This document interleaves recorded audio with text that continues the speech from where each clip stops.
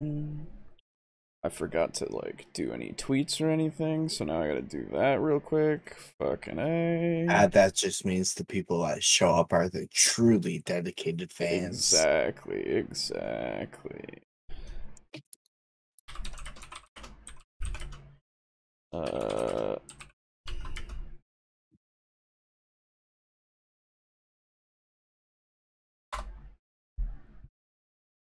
Oh, forgot to put at everyone easily. Okay, cool.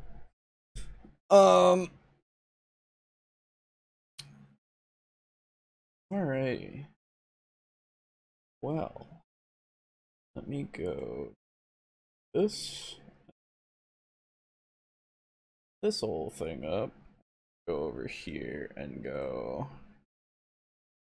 Oh.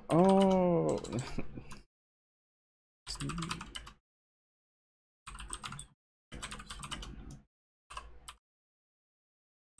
wonder if this will solve. Oh, there we go. I've had a notification that occasionally pops up on my computer, like every day since I've built my computer. So like a while now. Yeah. Saying MSI help desk is only for MSI product. And I've had no idea what it was for. But like I just got sick of just hitting OK on it, so I looked it up and I deleted the folder that it was in. Oh. And we'll see if that fixes it. Okay. Well, I hope so, I guess. I have no idea if that will work or not, but I just searched MSI and it didn't show up, so like Well, at this point, there you go. Alright, well, let us begin. So, hello out there. I suppose I'd be convinced. Yes, well, hello out there, and welcome back to TableTalk, Discussion, and Discourse. I, as always, am your host, Alejo, aka Great on 95. I, as always, or as most of the time, really, am your second host, Aiden, aka It's Sneaky Adolf. Okay. Hey Royd, hey Indigo, and hey Mog. Good evening, good evening. Can't wait, can watch for 45-ish before my game. Hope all is well. Yeah, I have a huge headache at the moment, so apologies if I, slip in and out a bit. But we're here. We're good. Hey, Boo will be here in like an hour, maybe. No, more than that. Cause he's gonna be a bit late. Mind if I get that spicy link to the chat, boys? Yes, absolutely. Cool, a show tonight. Yes. True. Yeah, last week, for those of you who were not aware, maybe our audio listeners, and those of you who don't follow or follow the Twitter or are in the Discord, we took off because I was fucking tired, dude. I'll be straight up, like, I nearly slept through this episode. There you go. So you can imagine how bad I was last episode. life is a thing, and we got to deal with it. So, but that being said, we have a few. I heard Olive's clear up headaches really well. That's true. But yeah, so we're good. We're back. We're here. We're ready to go. We'll get to today's topic. I haven't put it in the title or anything because, hey, don't worry about it. It'll be there later. But for now, we have comments to go through, and I want to start with one very specific comment. In fact, one that was calling us out a little bit on our shit, which is good. Good to see. Yeah. Good to do. It was more my bad than anyone else's, and I will take responsibility for it. None of us are infallible, so no, of course. I'll be curious to see it. So, we have from Ronald Sanfran, and again, I'm just doing this first so we can get it out of the way, so I can do all this shit. He said on episode 60, this was D&D 3.5 versus 5e videos. Okay. I normally like you guys, but this was cringe and sort of a low point for you guys. I'm a vet of Pathfinder 1, but I would never tell someone finding it too complicated you don't know how to read. The complaint about grapple in 3.5 is legitimate and has nothing to do with basic arithmetic. Additionally, there are perfectly intelligent people whose disabilities prevent them from doing basic math. It's a real thing. You guys play 3.5, so I assume you're familiar with the grapple rules. The fact that you need to look them up to run them is the problem. There are 4 rolls to begin a grapple. You guys forgot that the target gets an attack of opportunity, and the grappler must make a touch attack. That's just to start the grapple. Needlessly complicated. No one's saying, I can't read, or I have to calculate integrals. No one's saying I can't do 3.5 grapple, but that the rules were too much for little reward. Come on, guys, you're exaggerating a number of the arguments, pausing people mid-video and putting words in people's mouths. Now, I replied to this with my comment, but I will say out, like, just here. So, yes, I did say, and I have a few clips to show, though, of the video, too. I did say that, you can't read a few times. I was a bit heated. I was thinking it was me. No, it was me. Absolutely. I made the it's not hard, sorry. It's not hard to read, you child. And I think also saying to everyone in this video that's arguing against 3.5 that it's not that, it just seems like you don't know how to read. And so having looked back at it, yeah, it's a little much, right? Because obviously I was being a bit too spicy with that stuff. The main thing that it was about, that brought it up at least, that got me on edge, was when they show the scrolling of the page for the grappling rules, if you recall, in that video. And I do not, but I will take your word for it. Well, I can pull it up as well, but if we need specific references, but it is, and I made notes of this, it is around 2 hours and 3 minutes and 20 seconds. So they started to go into the page, the one page that is, I can pull it up. It is grappling 3.5. And it's the one that's just the special attacks from D20 SRD, right? And my whole thing was they were being very uncharitable with it. Trying to just, all they did was say, look at this page, it's dedicated to grappling, after then going kind of dismissive. Right, it was very dismissive, and they he said, after saying that, he said, well, let's get to grappling, and then he scrolls down to grappling, and he gets there, and then he says, all right, now let's go through the entire thing. The scrolling isn't shown on the video, first off. Second off, he takes, I believe it's about 10 seconds or so to scroll through it when it is not that long. I'm already through it right now, having done it for 3 seconds. This isn't reading through the entire thing, of course.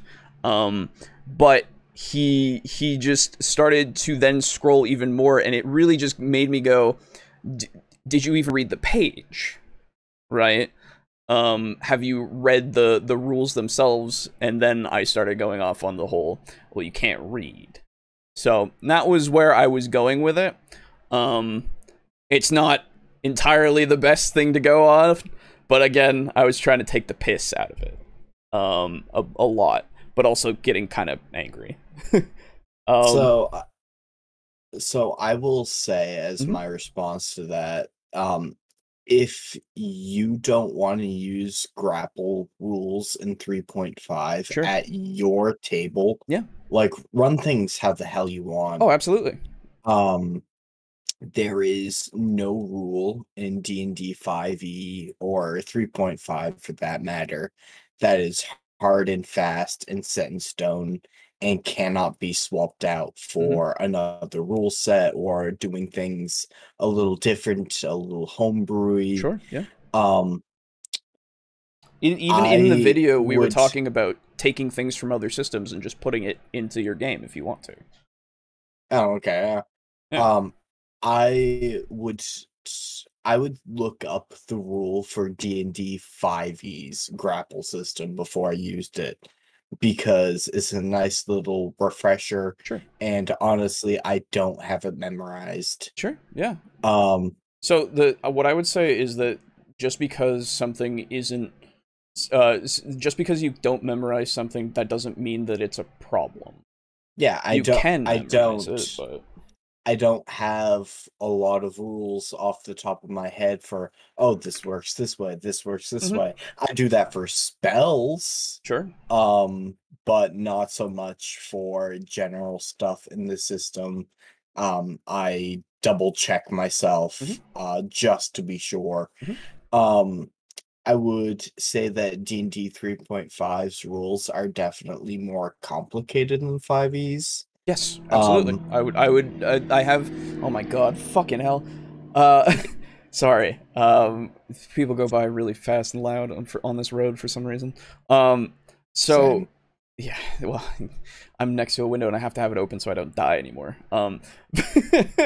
Anyway, so I would never be. I would always say that yes, just by definition alone, 3.5 is more complicated than 5e in every case. Absolutely. Well, not every case, but most cases. Yes. Overall, as a system. Um, but just because you have to like look it up or like you have a different preference for the rule set, does not mean you are stupid. No. I've known Alejo for quite a while, and I would say like he has a tendency to be I would I would just say like sarcastic but and mean but like doesn't really mean it. So if he's saying like Sure. um I know this, you can't read, you child, Yeah. like he's being hyperbolic Yeah. for the sake of humor. Yeah. It's not like they actually think, or it's not like he actually thinks you're a child. No. Um Obviously, I literally was like, I'm gonna be condescending right now, and I was very much going for it. Like, you know. uh I would also say that like we prefer how D&D 3.5's grapples work Yep. because we find it adds more to combat Mhm. and like makes things a bit more flavorful. Mhm. If you don't prefer it or like using a different system, like go for it. Yeah. Like do it how you want. I don't think anyone here is like legitimately deriding someone's intelligence. No. No. No. No. No. There's nothing. So Yeah. my If we implied that, like, that's not what I wanted, and no, I'm sorry. absolutely. Well, so we've done it before. So I'll get to the basic arithmetic thing in a second because that actually is completely a different point we were responding to. But yeah, there's literally there was no. I mean, I didn't even think in my brain of any idea of hey, somebody is more does has like a disability or something and can't read like or can't do basic math or you know any of that kind of stuff. I never once in my brain even thought that. Like that's I hope that you know in future it doesn't ever seem that way again. But yeah, no, I that was I'm sorry if you found it that way, but I there's no There was none of that in my brain at all. Oh, My intention is not there. I will say for pausing the video every like few seconds, like mid-sentence and putting words in people's mouths, that is a legitimate criticism Sure. and like one I thought of for us and like for Well, EFAP so for a while. so this my argument against that though is usually more often than not, if they say something that then, you know, contradicts what we were saying, we usually go, oh, okay, never mind, I retract. You know? Yes. Like And that. that's also why I like try to as we're watching, if we pause and like we're pausing every half second, I'm like, all right, let him actually get his words out there, Sure, let him yeah. form a thought, and then we'll critique the thought. Well, Um, and the other thing is like when you break down things like this, you just like that's how you respond to things as they're being said, right? Because I have a thought. Then if you say something like this, and then it's like I need to say something because that I have a thought here. There's something here, you know. mm. There is also something to be said for holding on to the thought for like just a second while the person finishes their sentence. Sure. But then sometimes you get to another point, and then you have a different thought, and then it takes over. You know. Exactly. That's the problem. That's the thing, and that's why we kind of do the way we do. Um, but I would like to say I don't know what you mean by exaggerating a number of the arguments and putting words into their mouths, because I don't remember, and I had watched it again. I don't remember doing that, and I didn't see us doing anything that was off their point. Like they continued, other than the reading thing, I guess. That's the only thing where it's like, yeah, okay, I'm just, you know, being an asshole, I guess. Um but that, you know, I didn't see any instances of us doing that. Again, if you got particular references, please, by all means, I'll eat my own whatever I have. What's this? If you Front hat. Yeah, eat my hat. Okay. Or Sure. I'll eat my hat or I'll eat crow. Okay, gotcha. But if you have timestamps, Yes. that might be appreciated. Yes. So if you want to give more of that later on, absolutely, we'll go over it. The other thing though is the what is it? Yeah, so the arithmetic thing. This, we were talking about that, and I looked again. This was around an hour 44 and 4 seconds, and an hour 58 and 30 seconds for the arguments of it. The man was saying that he couldn't calculate bonuses because in this instance you get +2, in this instance you get +4, in this instance you get +5, right? And we responded with, no, it is actually very basic arithmetic to find out what your bonus is and then write it down on your sheet to have as your reference, because that's the point of the sheet. In order for you to not have to do that every single time, of which, you know, that's again, that's something we brought up in the Puffin Forest video for Pathfinder 2e. Or in the video. Oh yeah, no, it was Puffin Forest that was calculating everything out. Right. Painstakingly. So this is every time. Yes, and this is why, again, this is why the basic arithmetic thing applies to that, and that was the only time that it was mentioned, really, because that was all it was, right? You get a bonus from the way that grappling is. There is a size bonus, there is, or detriment. There is the grapple bonus itself that is calculated from base attack bonus and your strength modifier, right? And these are a few numbers, and then if there are additional numbers, you can make a note of that, you know, from like weather conditions, as was said as a joke, though we were going, well, judging from position of the sun in the sky, yes, I should get a +3 to this grapple check. Absolutely. So that was the only instance of that. So I don't know that, like, a complaint about grappling can absolutely be legitimate, but the bonuses argument was very much not a legitimate one when he was just saying you get these bonuses. How do you keep track? Basically, Yeah. and it's like, well, you do. So I actually have some relevant experience with this Okay. because I am a paranoid little fuck. Oh. So I have multiple bonuses to my saving throws, including for my paladin character, a plus 12 to his charisma saving throws. And I went like, I have plus 12. I need to keep this memorized. And what I did was on another page in my notebook, I went saving throws, Mhm. 3 proficiency, 3 strength, 4 aura of protection, 1 ring. Mhm. And like charisma, 3 proficiency, 4 charisma, 4 aura, 1 ring. And that's how I keep everything memorized Mhm. because it's nicely written out.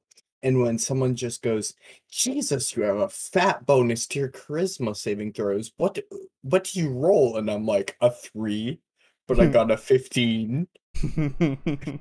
And someone goes, how do you manage that? Like, I just flip to this page of saving throws, Mhm. and then I go, look, Mhm. Yep. like, that's how I know, like, plus 12 to saving throws, and it's there, and it's written out. Mhm. But I know, like, when it's just, oh, roll me a charisma saving throw, I go to the page that has my saving throws, my strength scores, my attacks, my ASMR bonuses, my radiant soul transformation, yada, yada, yada, Mhm. all my ghosts on it, my lay on hands. I Mhm. just go saving throws, charisma, 12. Okay. And I Yep. roll a d20 and I go plus 12. And then if someone ever should ask me about it, which I realize will never happen, but I am not satisfied with that and I'm paranoid. Sure. Um, and I've got to have that just in case. Mhm. Um, I can flip to that page and go, here's my breakdown of why I have what I have. And just again to go into the, yes, there are perfectly intelligent people whose disability prevent them from doing basic math. Uh, yes, that's true. I I don't I know. I had an accident and I lost a few IQ points in that, I'm sure. Well, sure, but what I'm saying is, I I don't see how that's relevant to what we were talking about. Um, If you have um granted, like I won't get into all the mental sure. stuff that happened to me in the accident and Mhm. like recovering from that, but I at least have managed to find ways to work around certain like Mhm. disadvantages and stuff like that. And like the whole reason why I have the breakdown is because I have that there Sure. because if someone asks me how do you have that plus 12 before the accident, I Yeah. could probably just rattle it off. Now I'm like, Sure. Sure. Sure. and I panic. Well, Um yeah. because like I can't think of that. Yeah. Yeah. Yeah. No, But absolutely. like it's just another different form of finding something to work through that. Hmm. A lot of people who are disadvantaged can find ways to work through that, Yes. and those who are disabled and legitimately can't have other friends in the group that Yes. can do that for them. So what my whole thing is, like, yes, this is something, this is there are groups of people that are like this, absolutely. We weren't talking about them, right? That we I I don't know. There this seems strange just to bring up. I get it is a, I guess, a point against what we were saying for basic arithmetic, sure. But again, the relevance in the situation is lost to me. So if I don't know, I don't remember us ever saying anything about that in any way, or really implying it in any way for it to be brought up. Except for I guess the you can't read thing. In that case, it's like, okay, I guess, but that's a whole different thing. I don't know. So I'm just wondering where that came from. That's all. I also know someone. I can feel someone is saying like, or gonna say like, oh, he's saying disabled people can do this anyway, they just don't want to, or something like that. Mm, And like, that is not my intent. no. If you legitimately cannot do something Mhm. for whatever reason, that is up to you, that is your business. Mhm. Then you can't, and like, you can talk to your DM about it. Yeah. And find it like something that does work for you. Like, that's maybe that can be note-taking on Mhm. your part, as I have done. Right. Maybe that can be the DM making certain allowances for you, like, each case is unique. Yeah, exactly. So the other thing that I wanted to say is, yes, we fucked up with saying it was just 2 rolls for grapple checks. We were going off of 5e stuff. That was in our brains at the time. I know that for a fact because 5e only has 2 checks. What I will say, though, is that to start a grapple, having the 4 rolls is needlessly complicated. I wouldn't say that. I would say, in order to stop having grapple be a god thing to do, like it can be, right, every time, the attack of opportunity. So we'll start off with how this works. It goes attack of opportunity into the touch attack into the 2 opposing grapples, right? A an attack of opportunity from the person that is going to be grappled. If they succeed and they hit the person, it ends the grapple check. There is no grapple, right? Yeah. If someone is sheathing their sword or dropping their sword and coming at you with a bear hug, you best bet you're going to like hit that person Sure. with the weapon in your hand. Yep. Saying, oh no, they're going to try to grapple me, get off of me. Right, exactly. And the way that you get around that is by taking the feat that makes it so you don't provoke attacks of opportunity on your grapple checks anymore. That way, it makes your grapples that much better. Then, the touch attack. Again, you have to be able to actually touch them in order to try to grapple them. Okay. If you fail that, the grapple ends, right? Then it's the 2 opposing grapple checks. You roll grapple versus grapple, and whoever gets the better one wins, right? Again, if the grappler fails, the grapple check is over. But the reason why they have that many steps is because grappling is fucking great. In 3.5, grappling is so fucking good. It's how I got out of a boss encounter. Right, and I think in that instance, we forgot about the attacks of opportunity, and that's the only thing I think we forgot. That was it, right? But regardless, like, I'll show, again, a grappling thing makes it so that you don't threaten any square, you don't get your dexterity bonus to your AC, you can't move, and then additionally, the other person who's grappling you can do a bunch of shit. They can activate a magic item, they can attack you, they can cast a spell, they can damage you with they can attack somebody else, they can attack you, and they can draw a light weapon, and then they can stab you with it. They can obviously escape from the grapple. They can move with you. They can take a spell component out. They can pin you. They can break a different pin. They can use your weapon against you. Stop hitting yourself.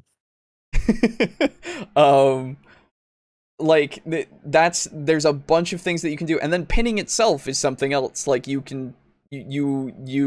completely make it so they can't do shit. right? Grappling grappling in 3.5 is really fucking advantageous if you can do it.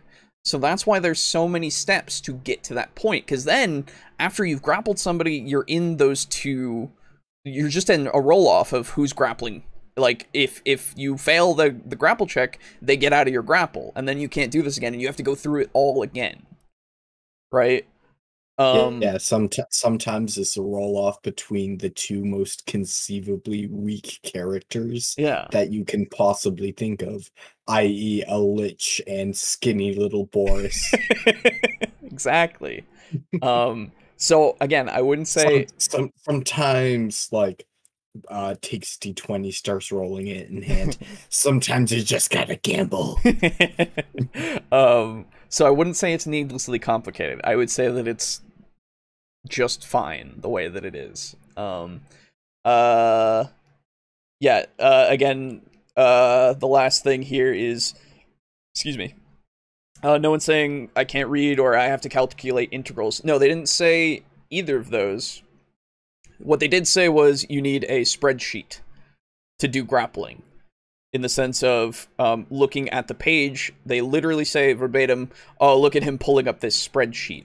And multiple times they reference spreadsheets in the book because they think that it's that complicated.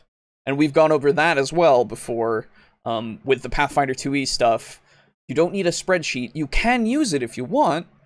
That's fine if you need a spreadsheet, I guess, but it is not absolutely necessary. So it is trying to inflate, or sorry, is it inflate or conflate? Finish your sentence and I'll tell you which is right. It's trying to word the oh god, the how complicated the system is. If they're intending on making it hyperbolic, inflate. Conflate is like to mix two things up and to confuse them. I see. Okay.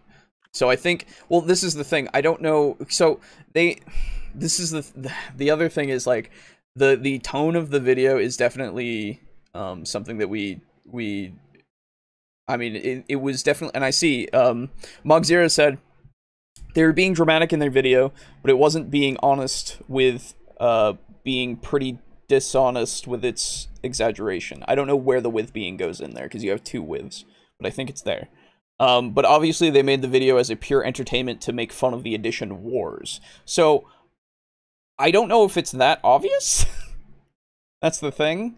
Obviously they're all friends, and they're not like super. Entertainment is definitely, well, as seeming, because I don't remember the actual video itself. Sure. But implying, like, from what has been said thus far, sure, and what I've gathered, it seems entertainment is a focus. I don't know if it's necessarily like the sole purpose. Right. Anything can be entertainment. I'll just say that much for that kind of thing. But from it, they seem to be trying to have a pretty, like, not a great discussion, but definitely a discussion on which one was better.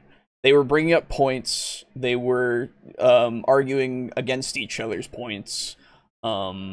Like that didn't seem to be the only reason. The entertainment value was just them doing it, right? And somebody catching it on camera. The scrolling thing, the text on the screen, like the editing of itself of the video was a little weird because it really seemed to favor 5e. So it didn't seem as unbiased on a rewatch. But anyway, so that's kind of my response to that bit. And yes, no one's saying I can't do 3.5 grapple, but that the rules were too much for little reward. I don't think anybody said otherwise. I don't remember that. I don't remember seeing that in the entire section when we were covering the grappling section in that video. Yeah. In the future, I will be more clear, I guess, in jokes and keeping my head level. But as said, not infallible. So Battle spray bottle. Absolutely. um, so again, apologies, but let's move on. If you have more, let us know. Let's see. Other things here. I think every game has rules that you have to look up all the time. Not sure that is a problem. I wouldn't say like have to, but I would say that like yeah. I mean, there's nothing wrong with looking up a rule. I don't think that's a problem ever. There are plenty of tools disabled people can use, and the good old ask for help. Yes. Grappling in 3.5 is an art form of system mastery if a person could memorize the rules. I saw that one. It gave me a bit of a chuckle. That's pretty good. I use spreadsheets as a combat matrix with 3.5 and Pathfinder. Very helpful when you know what spells the casters could buff you with. Makes combats go more smoothly. Sure. I have a little mark next to spells that can be cast as a bonus action. Yes. And a different mark around spells that can be cast as a reaction. Yep. Just because, like, if there's ever an oh shit moment, like, I want to be ready. Mm-hmm. I every time I make a 5e character sheet, or really a character sheet in general now, I will put all of the relevant information between cast time, range, if it's concentration or not, if it's verbal somatic, material, and all that kind of stuff, because it's just good to know. So yeah, it's if a if a spreadsheet helps you, fucking do it. Absolutely. Nothing wrong with it. You just don't argue that you need one. Don't argue that the system requires you to need one, because that's not true. Unless the system itself is a spreadsheet. I don't know. But you know what I'm saying. I hope. And well, also, like, on a case-by-case basis, I can see people needing spreadsheets to help them. Mm-hmm. But I would argue that quote-unquote needing a spreadsheet is itself not a criticism of the system itself. I would agree. Like, say, I don't know, they come out with 6th edition tomorrow. Okay. And I need a spreadsheet to help me. If it's a bomb-ass edition, I'm not gonna complain, because needing the spreadsheet is on me. Yes. So, now that we're past all that, let's move on to other comments. Lux Armok, that was only one comment.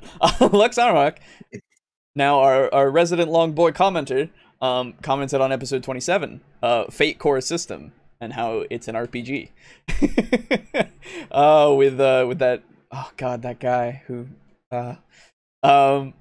he says, of course, as soon as I posted that last comment, where I was doing a lot of complaining about a past DM, I can come to this episode. I hope to god I didn't come across, like, the guy in the third video here. I guess I'll find out on Friday. Well, hey, it's this next Friday then, I guess, if you can't catch the live stuff. Players, don't mouth off to your DM no matter how much you disagree with their decisions. You're not going to change how your DM is running the game by disrespecting them to their face. You can try to talk to them about the problems you have, but if they aren't receptive, then that's just how it's going to be, and you just need to find a table that suits you better. That said, I think this guy must be talking out of his ass to some degree, because I don't see how he would fit in at any table if he really practices everything he preaches here. Yeah, out of character chatter and all that kind of shit. Ugh. There was a question prompt in this episode of what's your favorite RPG? Struck out is, I would say my favorite RPG is Raid Shadow Legends. Nice, good callback. It's been a long time. Just when I thought I was safe. I would say my favorite RPG of all time is BESM D20. It's a system designed to let you run anime-themed campaigns, but the rules are adaptable enough that you could use them for basically any genre if you wanted to. So if you want to make a setting that blends sci-fi and magic like Phantasy Star, you can do it. And with some effort Don't tell Boo. Well, and with some effort on the DM's part, it can also be compatible with D&D 3.5. For a long time, excuse me, it was my staple RPG. It was useful for blending all sorts of concepts together that other systems didn't really have the rules for. And it was also fun enough just to play straight. We used it to run what was probably my favorite campaign of all the ones I've ever played in, which was based on Tales of Symphonia. Yeah, don't let Boo know. Oh, Big Eyes, Small Mouth? Oh, he knows about that. Never mind. We're fucked. Oh, okay. This is actually how he's been running his campaign to this point. Right. And since I'm posting right now, I'm going to take this opportunity to note that I probably won't comment on the new episode for this week until after the next podcast. Reason being that I need to give myself more time to write, and I usually do other stuff on the weekends. The last one was rushed. I kept myself awake a lot later than I should have to finish it. I don't feel very great right now about how it came out. Hey, you're fine. It came out fine. Anyway, I just wanted to let you know so you don't become emotionally distraught with worry about where I am. Also, I promise that I'm eating properly and brushing my teeth before bedtime, but I also say a lot of swear words that I have conjured a demon. Good night. You have warm clothing in case it gets cold, I hope. Or cool clothing in case it gets hot. Exactly. I have no idea where you are. I haven't figured that out yet. That was Lux. That was Lux. So, good. Glad you're doing all right. Don't worry. We took a week off, and I know you commented later about it too.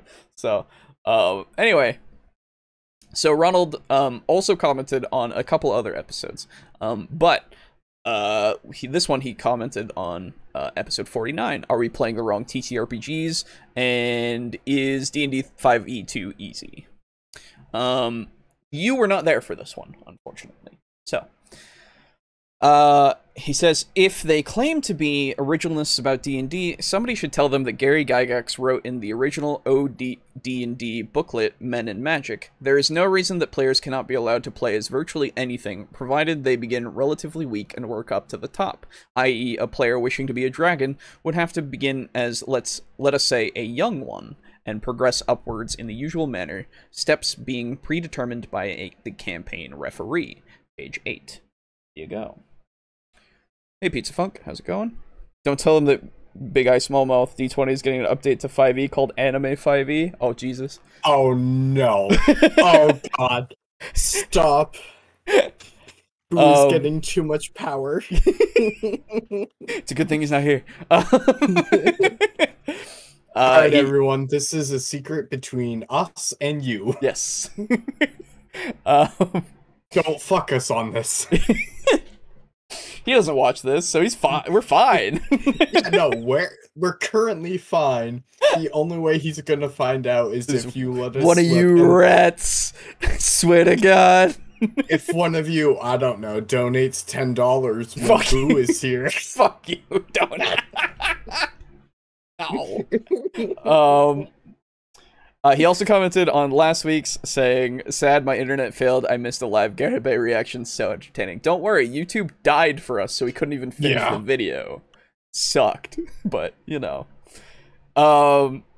Indigo, hey, you're in the chat. What up? I see your imp face there, Pizza Funk, don't you dare. So on last week's Firearms and Fantasy, Indigo says, guns in fantasy is okay by me. Guns, much like fireballs, go boom. What's not to like about boomsticks? If it works for Ash against the Evil Dead, it works for me. Exactly, dude. There was something, what was it? Oh, it was Pat Stares at Mass Effect 1 video. Oh. I was watching last night, and he was like, describing like the different upgrades you can do and like how different classes are better at different things. And he's like, if you do this, you can cast American magic, which is shotguns. And I loved it. That's great. That's really good. I'm like, yes, good. Yes. As it should be. I approve of this. And finally, Lux, on last week's episode says, I guess we all skipped a week. I hope everything's alright for you guys. Yes, thank you. And and I guess I'd better get this posted. Oh my god, Boo! Hello. You're earlier than you said. Yeah, I didn't know how long shit was gonna hold me at work. Yeah, but, no worries, no worries. Well, we're on the last comment of the comments, so you're here in time. Yeah. So Lux says, give me just a second to actually do this. This video is okay. Lux continues to say, and I guess I'd better get this posted, but I didn't really take much advantage of the extra time, so I don't know. I might just give myself a deadline of 2 weeks to comment on new videos, but retain the option of posting within the first week. You're good. You don't have to. You're fine. You comment all the time, which I appreciate, but man. Reserving the right, I see. Anyway, my mind goblins wanted me to let you know what my plans were, so hopefully that settles them down. All right, yeah. No, I feel you. No worries. Hey man, I know how it feels to have a wah go on in your head. Oh yeah. And he doesn't even play orcs. As a matter of fact, my first actual tabletop DM made me change my character's gender to be the same as my own. So yeah, direct experience with that happening. I stayed with that campaign for longer than I should have, but it didn't end up being worth it. Would have just walked out the door immediately if it happened again. Fair enough. Yeah. I've never heard of a DM forcing character change or like gender swaps on a character. Yeah. And having I've never heard of that DM being a good DM. Yeah. It's always linked to some horror story. Absolutely. And I'm sure you have one, because it seems you do. So I'm sorry that happened to you. Yeah. I've certainly gotten the impression that this is far from common, but I've also never won the lottery. If I've encountered one DM like that, there are probably enough of them out there to be worth addressing. Yeah, well, they do the thing. Yeah. Okay, so you fuckers. Immediately in the chat. Is Boo the person we shouldn't tell about Anime 5e? I think they said tell him. There's so you know Big Eyes Small Mouth. Yeah. They're making it into 5e version. Oh, apparently. Nice. They're updating it. Yeah. That's cool. Anyway, that'll certainly make switching systems from 3.5 there it is. easier. There it is. Yeah. I made the joke that that's how you're running this campaign so far. It's actually just an anime campaign that you've converted into 3.5. Exactly. Yeah, I was just inspired by anime, and I completely forgot that Big Eyes Small Mouth existed before I started running it. Not to mention, none of us have ever played it. We are all way more familiar with D&D, so you know. Yeah, that's true. All of us are more familiar with D&D, and I'm at least half familiar with Gintama. Yeah, half familiar. You saw 7 episodes, you bitch. For my thoughts on including guns in D&D and Pathfinder. First of all, they should fit the setting. Early firearms existed in the late medieval period, so they're feasible in any setting where full plate armor also exists. But if you're going for an earlier period like a Viking Age, or the time of Arthurian legend, they would be highly anachronistic. And I can definitely say I wouldn't like them there. Even maintaining the infrastructure to mass-produce firearms and gunpowder during that time wouldn't be feasible. If your setting uses the trope of medieval stasis, where thousands of years pass with little, if any, technological progress, gunpowder poses a problem. Magical firearms might still fit, but actual gunpowder implies chemistry emerging as a science in that world. If chemistry is discovered and studied, technology is going to start changing rapidly. Some settings might apply the term alchemy to a field of science within their setting that is actually chemistry, but that's not really what alchemy is. Alchemy dealt in mystical properties that were ascribed to matter and sought a way to transmute matter from one form to another. It was really a process that was based more on doctrinal concepts of magic than actual hard science. If people in the setting are studying the actual physical properties and interactions of matter and applying true scientific rigor to their work, what they are practicing is chemistry, regardless of what the setting's creator calls it. And if gunpowder works the same way in that setting as it does in real life, then it works by chemistry, not alchemy. Though I suppose... Oh, let's go on. This is why because I've always found alchemy to be intensely interesting. Because speaking as an IRL chemist, and alchemy is the father of chemistry, the more I know about like alchemy and its backgrounds, the more I can learn about what chemistry is. So that's why I've like always loved alchemists in like fantasy, because I get to flex those alchemical muscles. Did you ever watch Dr. Stone? I watched a couple episodes. I did not really like the I don't know. I found the plot progression to be meh. But given that I'm currently like looking for new anime to watch, I'm considering Dr. Stone and like giving it another shot. That's fair enough. I have some recommendations, but we can talk about that later. Yes, let the weeb shine.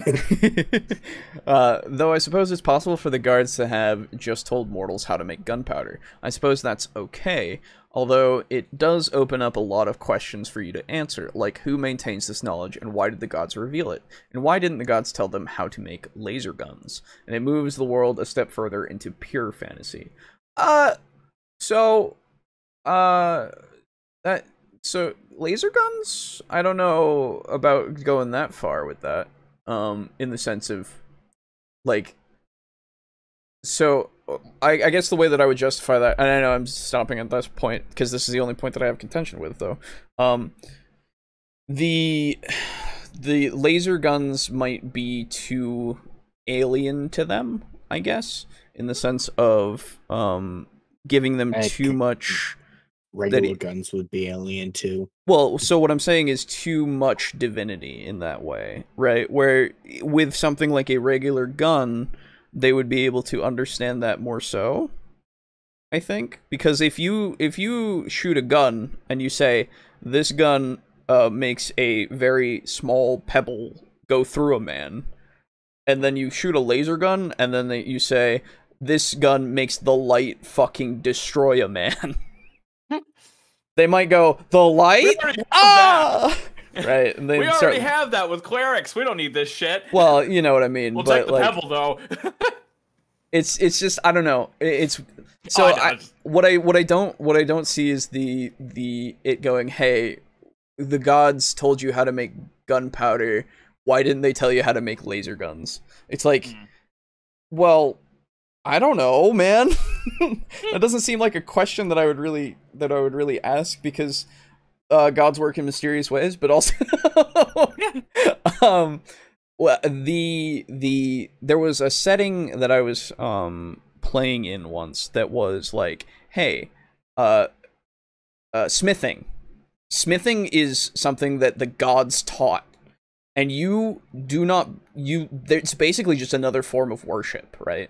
The only people that know how to do smithing is these followers of this god, right? Because he taught them how, and only those people know how, and they don't want to spread the teachings to anybody who isn't an acolyte, basically, or chosen by the gods. And so, I don't know, maybe in that same respect, they taught them how to do this because they didn't want to make them, you know, too powerful really quickly. I don't know. Laser guns might fuck a god up. I don't know. I don't know. That's why the gods program it with like an anti-god thing. Yeah, sure. It doesn't shoot God. Yeah. Yeah, it doesn't hurt. Yeah, exactly. Anyway, I don't know. It's just weird to me. Yeah. As for mechanics, I would feel no guilt in having firearms exist in a late medieval world, but having them actually kind of suck for adventuring purposes. That would be realistic. The advantages of early firearms was that they could turn a mob of barely trained peasants into a military useful fighting force, but the classic medieval weapons of the time were more useful in the hands of people who were actually proficient in using them. And that's what D&D style adventures actually are. Though I also wouldn't be against having guns as be a weapon that you would just fire off on your first turn before you draw your main weapon and charge in. Yeah, sure. If I wanted guns to actually be prominent in a campaign, I would probably just move the setting to a later time period, in the 17th or 18th century. You could have a campaign reminiscent of the Three Musketeers, where everyone would definitely benefit from at least having a pistol on hand. Excuse me, but swordplay is also still a valuable skill. Oh my goodness. If I want guns to be absolutely dominant, then I would move up to the 19th century.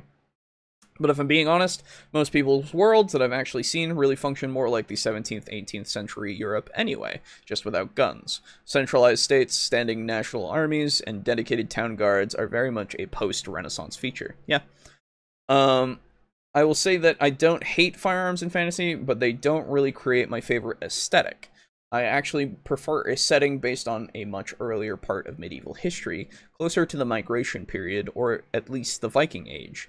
Basically something earlier than 1000 AD, but if it's late medieval, the inclusion of firearms isn't terrible. There is, however, a risk that the players are going to get a little too excited about it, though. They're likely to think, cool, we get to have guns, we're going to be so powerful, but what they're going to be realizing later is, oh shit, there's an army of hobgoblins, and they have guns too. The lesson here is, be careful what you wish for. Granted, from the DM chair, I'd be having some fun. Yeah, me too. The thing Aiden said about getting shot being comparable to being stabbed is true of modern guns, but that's because modern bullets are significantly smaller, and they have a shape that lets them travel farther, faster, and with more penetration. Shooting someone is just stabbing them at range. Prove me wrong. Old guns shot round balls of what was usually lead, which would fuck you up if they actually hit you. There are records of people's limbs being blown clean off their bodies if they hit you. If they hit your torso, they would tear a huge bones. Yeah, tear a huge chunk out. The best way I've seen it put is that if being shot by a modern gun is like being stabbed with a knife, getting shot by a musket is like being stabbed by a fist. All right. Yeah, that's the best part about stabbing someone at range. It's a punch. In other words, it's extremely fatal, and 2d10 damage is easily realistic, if not something of a low figure. I guess so, yeah. That's the thing. Yeah. It'll fuck you up. It's true. I don't know. 2d10 damage just doesn't seem good for a mechanical standpoint. Remembering that video. Okay. Finally. That is all of the comments.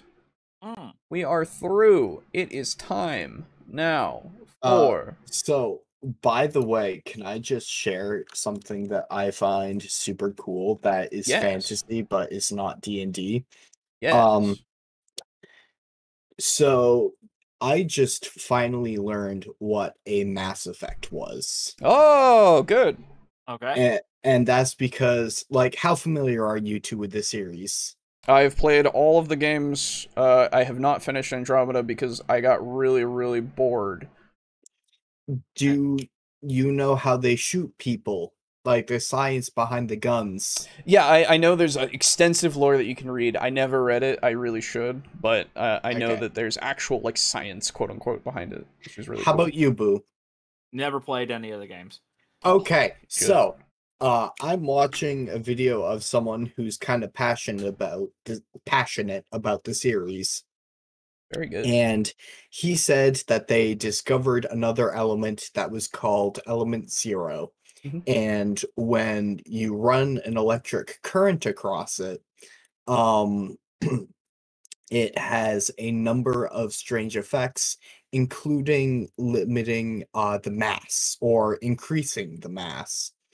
So when you shoot someone with the gun in that game, you're shooting them with a bullet that is like coated in Element Zero, and the gun is like electrified. And granted, this could all be wrong. I'm getting this information like secondhand from a person and remembering it as best I can. Yep.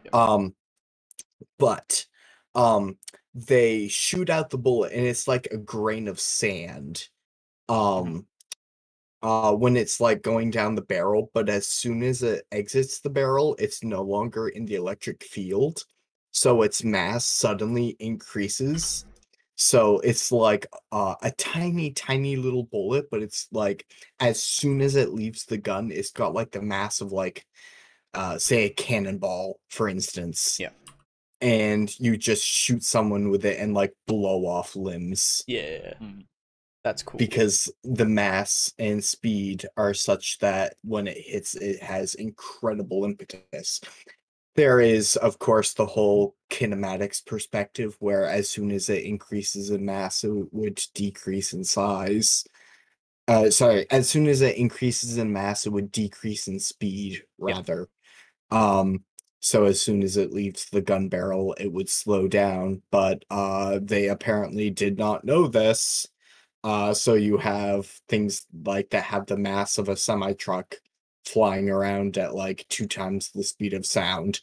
Yeah. Get fucked. It's great.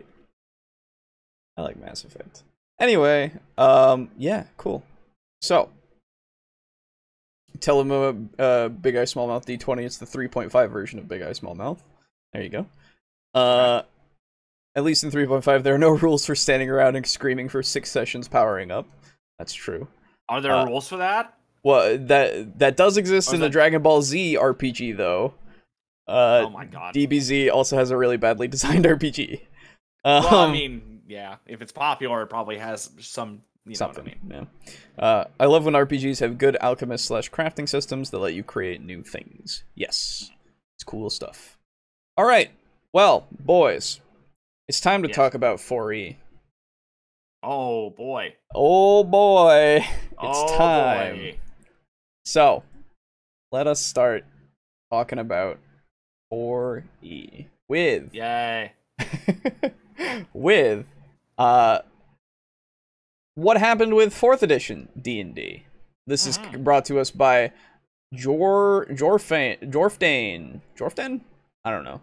Anyway. This video is sponsored by Tactical Tokens, creating awesome monster and player tokens for your RPG game. Check out their Kickstarter in the description below. This video is also from a long while ago. This Kickstarter is not a thing anymore, so that's why I don't care to, not let it play.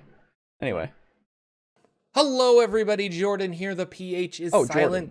I wanted to talk about the changes from 3.5 to 4th edition and what eventually caused 5th edition. I had a patron ask me why everyone hates on 4E so much. I couldn't give a super great answer, so I did some research to make a video about it. I've played 4E for about 8 months, and I did enjoy my time playing 4th edition, but I see the problems people have with it. This video is mostly my opinions. There isn't really a definitive book or article on why do people hate D&D 4th edition. Starting off, we have to dip into 3.5 edition for a little bit. 3rd edition came out in 2000. By July 2003, a revised version of 3rd edition came out and was termed 3.5. It incorporated numerous rule changes addressing common complaints about the aspects of gameplay. They made changes to certain spells, but many things like magic items and monsters remain the same. Not everything was changed, and that's why they call it 3.5. They just updated 3rd edition. This was the start of 4th edition. People complaining that the rules weren't clear enough for players and dungeon masters. I'm sure only Wizards knows if these were the loud voices of a few players or the majority of the community. Regardless, I mean, they'll buckle under the loud voices of a few people anyway, so yeah.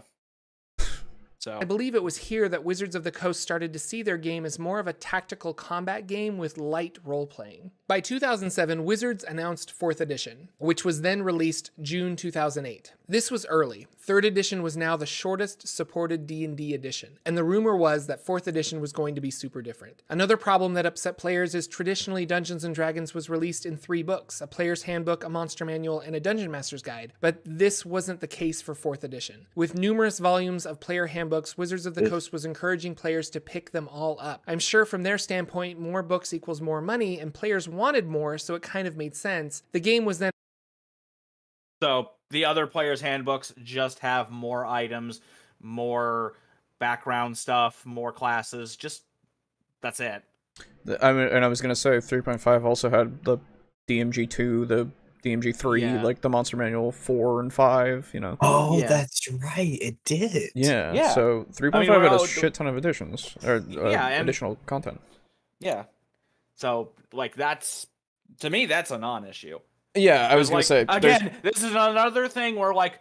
More content? Fuck you! I don't want, you know. Well, so I don't think this is something that he's bringing as a bad thing. Oh no! Right? I'm not. He's not saying that. I'm saying that it's stupid that apparently people were complaining about that. That's sure. Yeah. No, that doesn't make any sense. Like it's just like what I said. Like 3.5 had that because it was 3.5. They put out everything again, basically, and that's what they do with every edition. And every time there's more things. I don't like. Yes, it is ultimately to make money, but it's also just to give more options. So I don't know. And also changed drastically to balance Dungeons & Dragons from the ground up, rather than attempt to fix 3.5.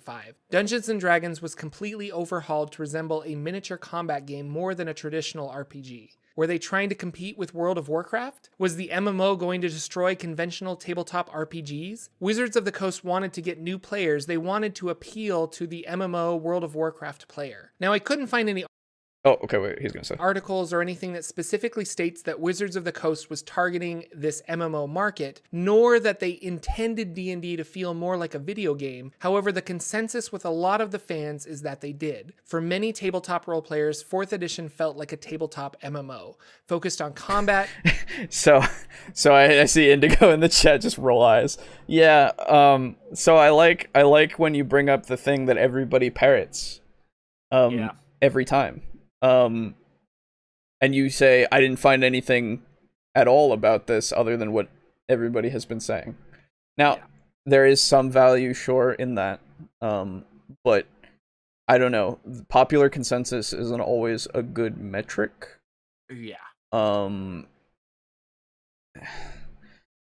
People really like...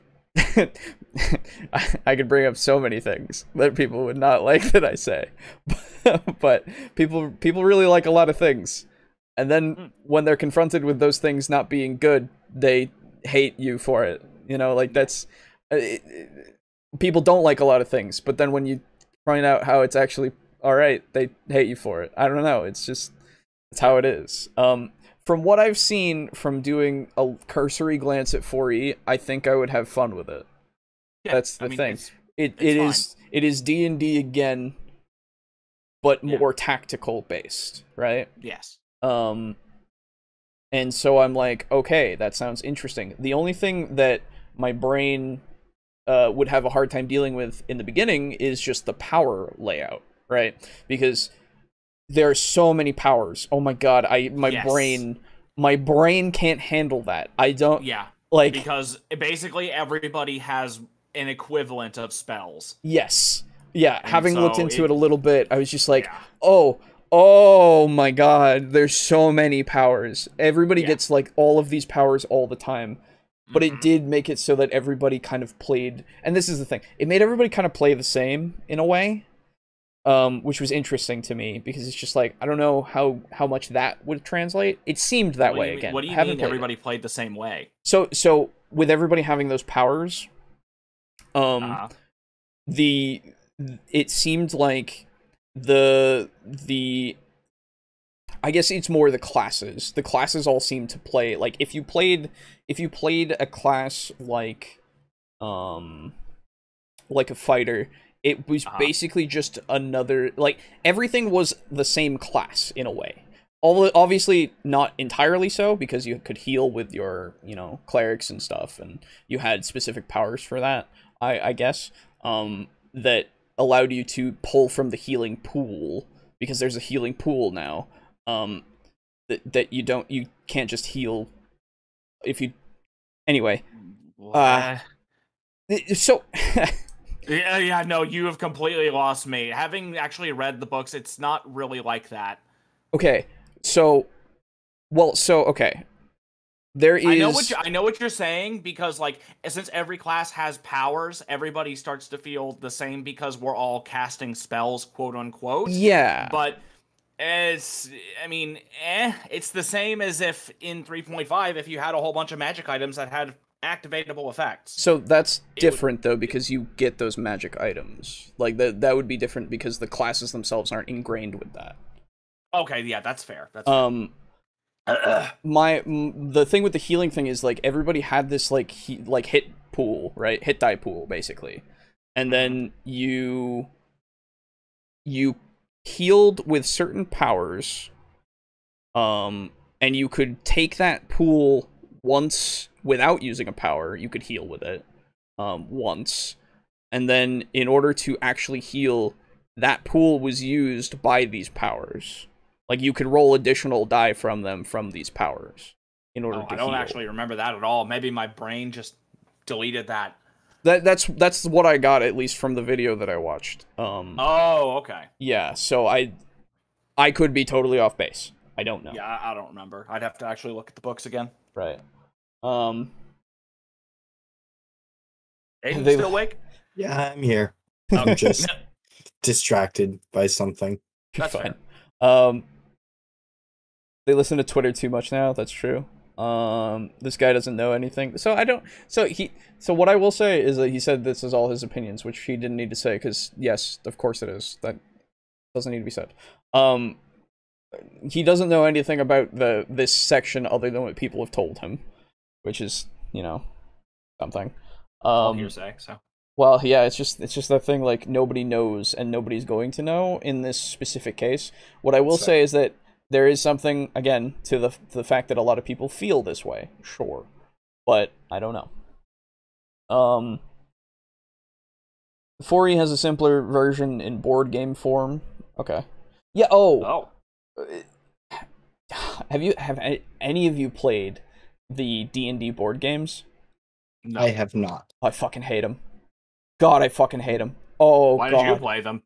Because my friend had him, and I was hanging out with him, and he was like, "Hey, you want to try it?" And I was like, "Sure, fuck it, I don't know." And then, and then you regretted that decision. Yeah, I never want to play another one ever again. Every time you revealed a monster, it immediately got to attack you, so you're always losing health immediately. And basically, you found content, now pay the content tax. Yeah. Like, legitimately, you would explore a dungeon, right? You would reveal tiles.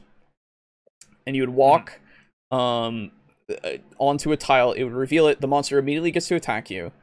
Because the monsters always go first when they're revealed. So if you didn't have a healer, you would just slowly be whittled down, or maybe you would be lucky enough to get to the end. Right? Yeah. But what you could do is just... How did this pass QA? What you could do is just walk around on that tile until you healed up with your healer. Because your healer gets the power to heal.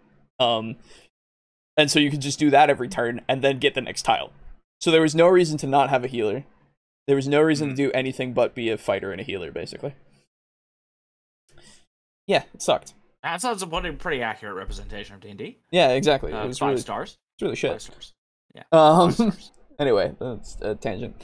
4E was designed to answer 3 primary complaints about 3.5.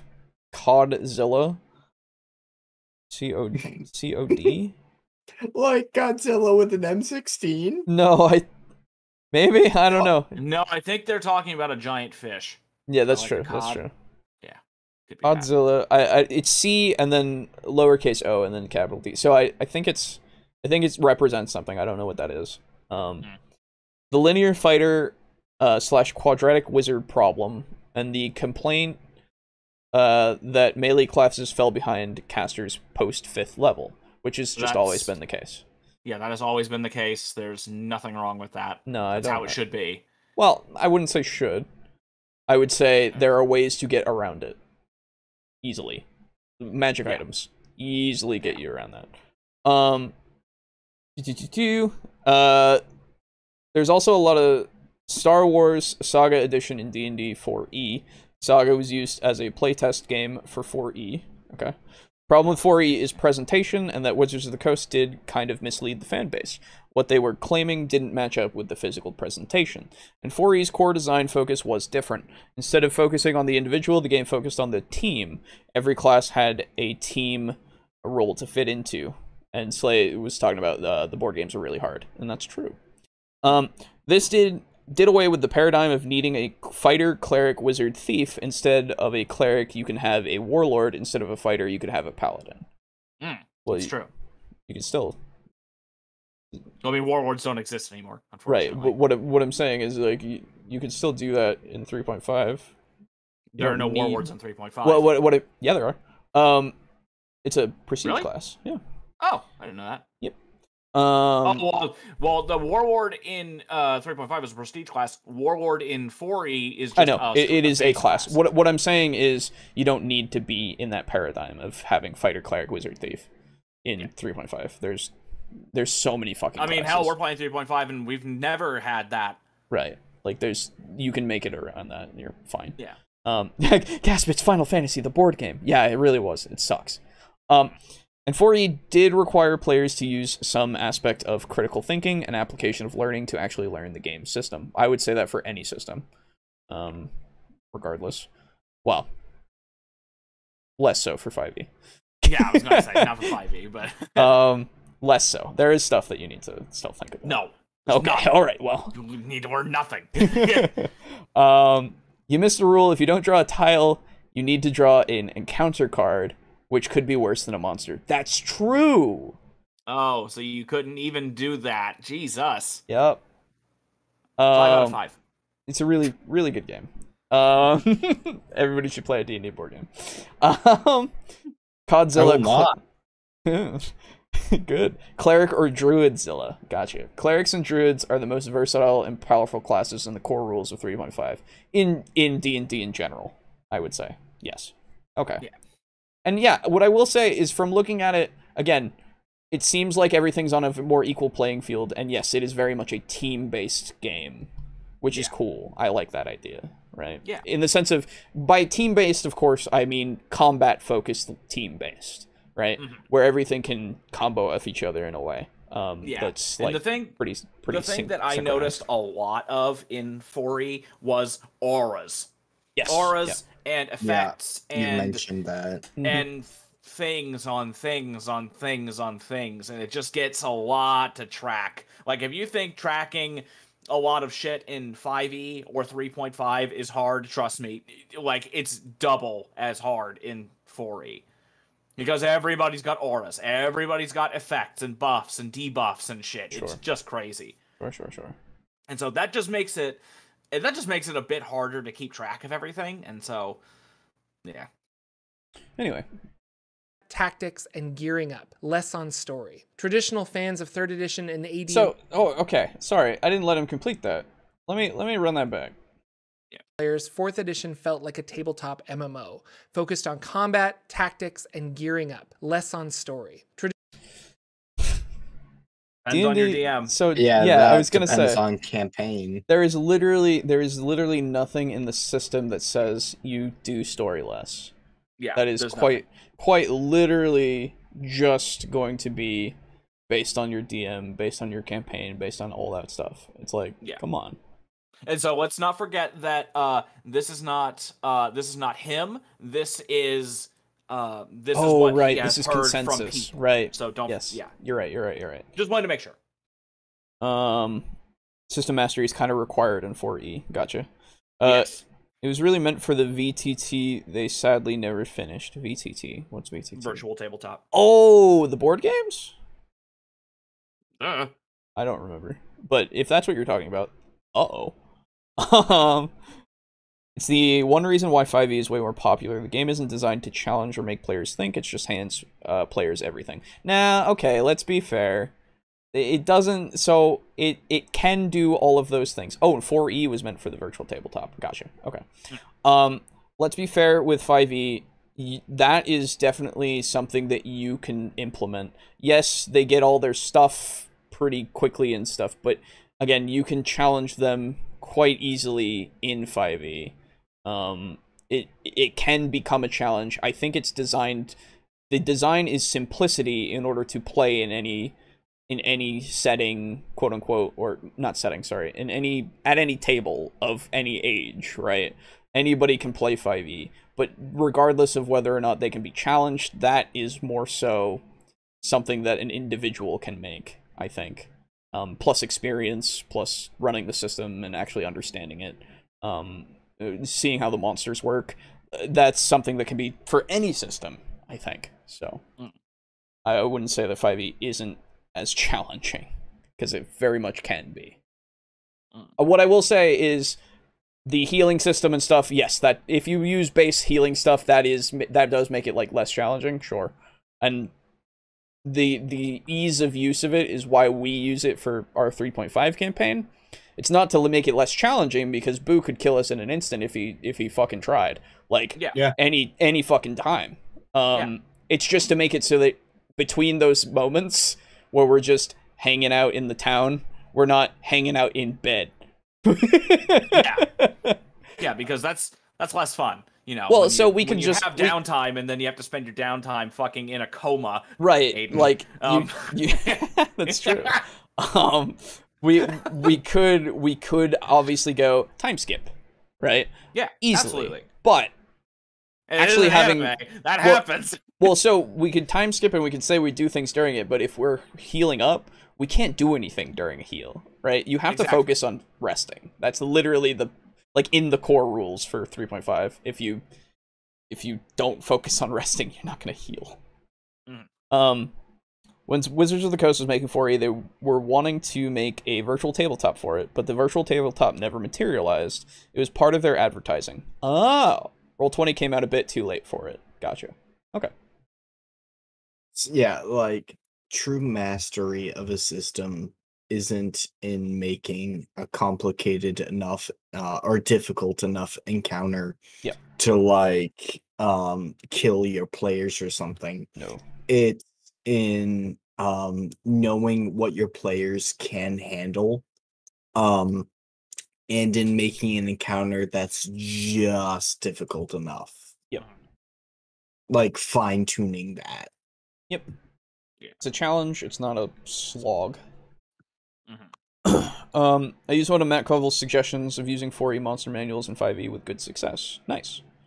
Yeah, I've wanted to use some of the stuff from the 4e monster manuals, but I just don't know how to do the conversions, because it's weird.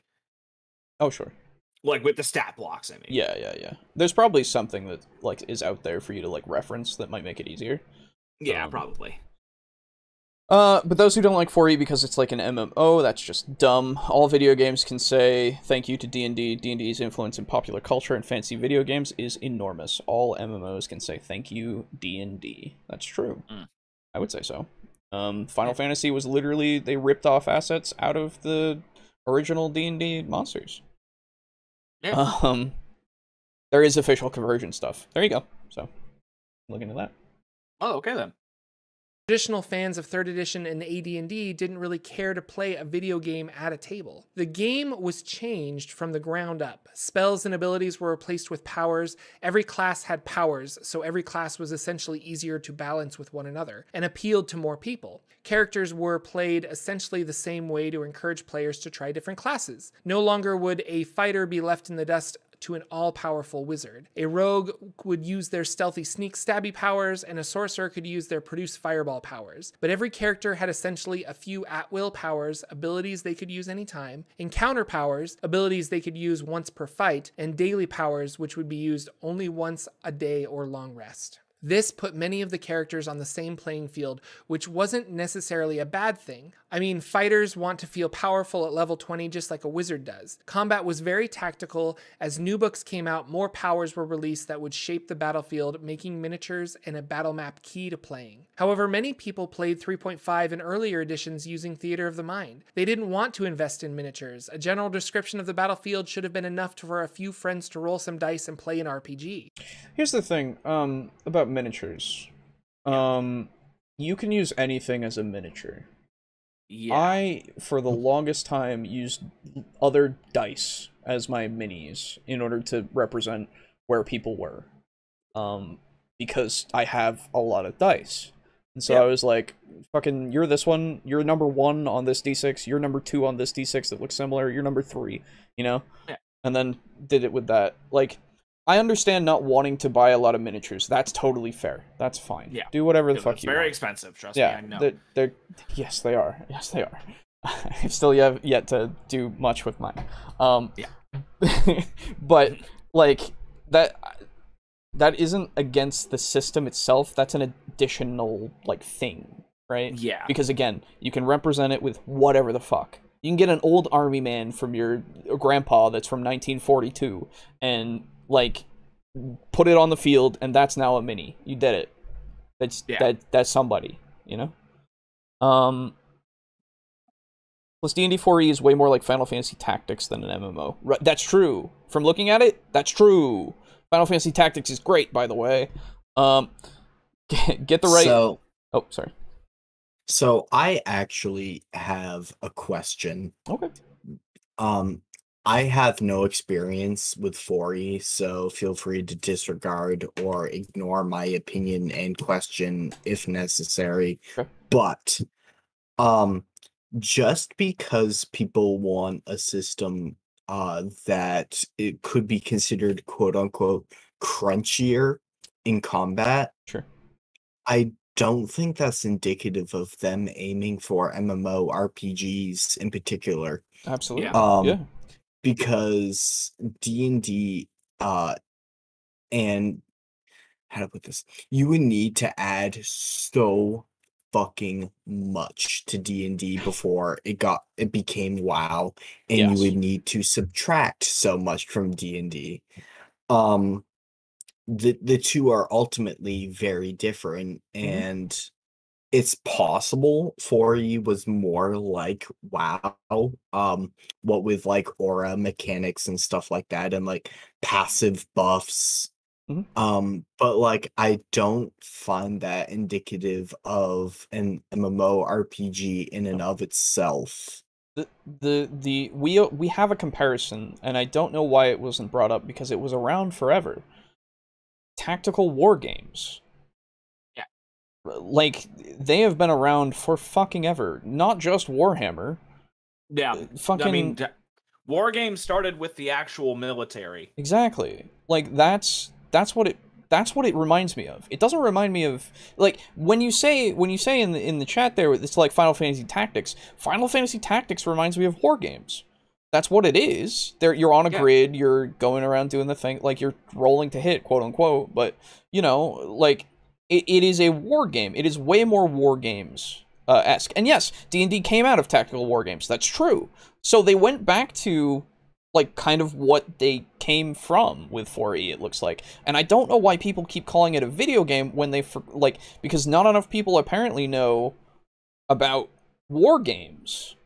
Yeah. Right? Like, and yet, fucking, well, this video is from about 2 years ago, but even then, Warhammer didn't start getting, like, way more popular until a few years ago. I was thinking of Warhammer. Yeah. Like, Warhammer got way more popular recently, so, you know, maybe nowadays people will hopefully make the comparison better, but whenever I hear people talking about video games, I'm like, well, yes, only certain types.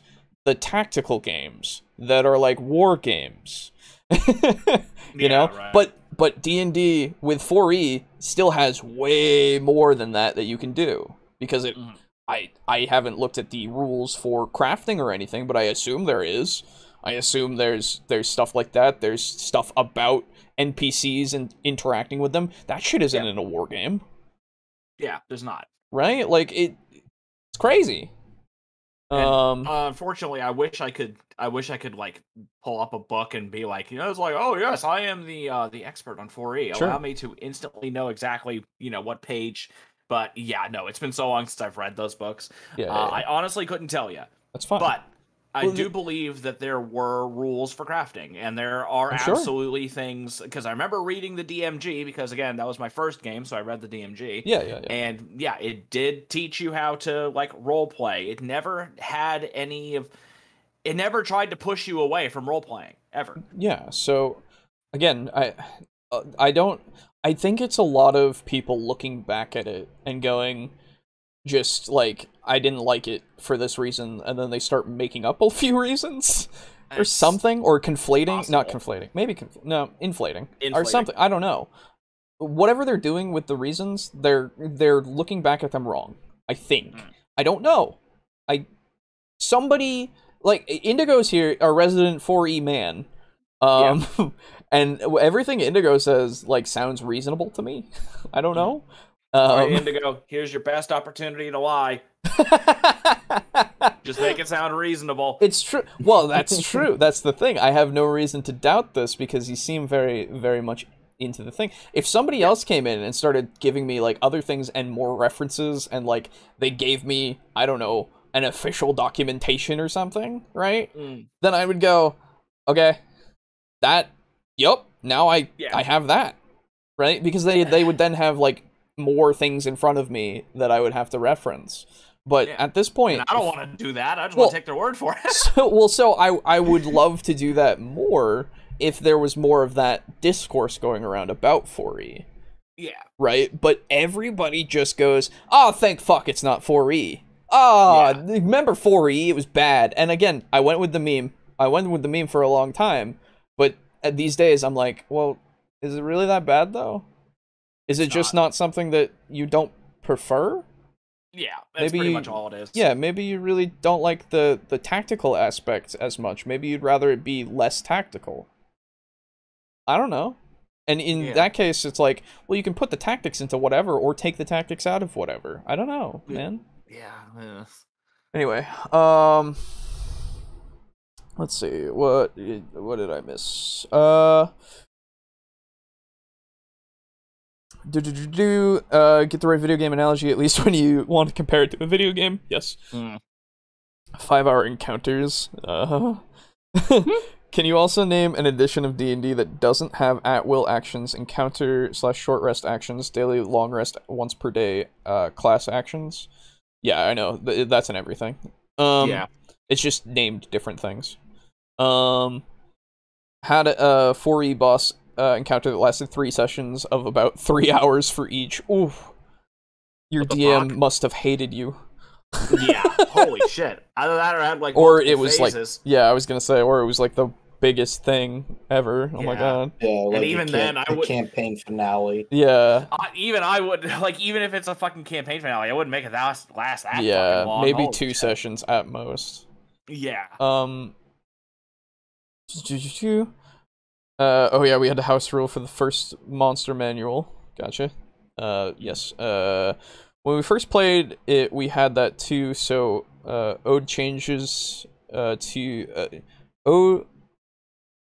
So we changed elites and bosses to have half the hit points, but did double damage. Oh, there you go. Fun fact: I got into TTRPGs because I played a war game. Hey, yeah, there you go. Absolutely. Yeah, a lot of people do. Yeah. Yeah. After that, I mean, hell, if you've ever seen some of the people who do like battle reports on YouTube, specifically Winters SEO, he does a lot of battle reports, and he has a lot of people that come on and basically they do a whole hell of a lot of role playing with their army. It's like, oh man, my army's been doing this and this and this, and hell, even in Warhammer today, there is narrative play. Yeah, where you make an it's army, really cool. You have a name. Yeah, you have an army and a general, and you win or lose battles, and depending on what happens, you gain campaign points, and you can change your army with them, or get artifacts or traits or whatever. That's already a thing. Yeah, I was gonna say, like, they already do writing for Warhammer as a result of like the way games went for them. They determined who won this planet. Yeah, and like they then went a step further and then turned it into TTRPGs themselves, right? Yeah. Like it's a whole thing. And it was basically just because instead of wanting to have a whole army, it's like I kind of want to just, instead of wanting to write a story about an entire army or division or squad or whatever, I would prefer to do it on just one guy so I can focus all my effort on that. And then it just evolved from that. Yeah. After that one house rule, we did see an uptake of character death for a couple of months. There you go. Yeah, I bet. the argument that 4E isn't their D&D is accurate. Yes. Yes, that's totally fine. If it's something that you don't like, that's then fine. absolutely, it's fine. It's just the amount of vitriol that is thrown against 4th edition is completely unwarranted. I would say you, so. 4th edition. Yeah, hate damn my it. child. I hate you so much. You made the tornado touchdown in my city. Hell,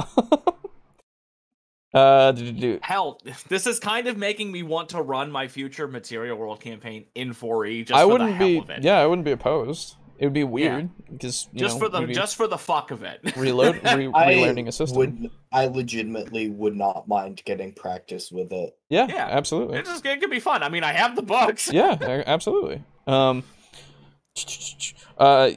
it's the presentation. The presentation of how the classes look is very jarring. The first time we picked up the book and looked at it, it was like looking at something extremely different.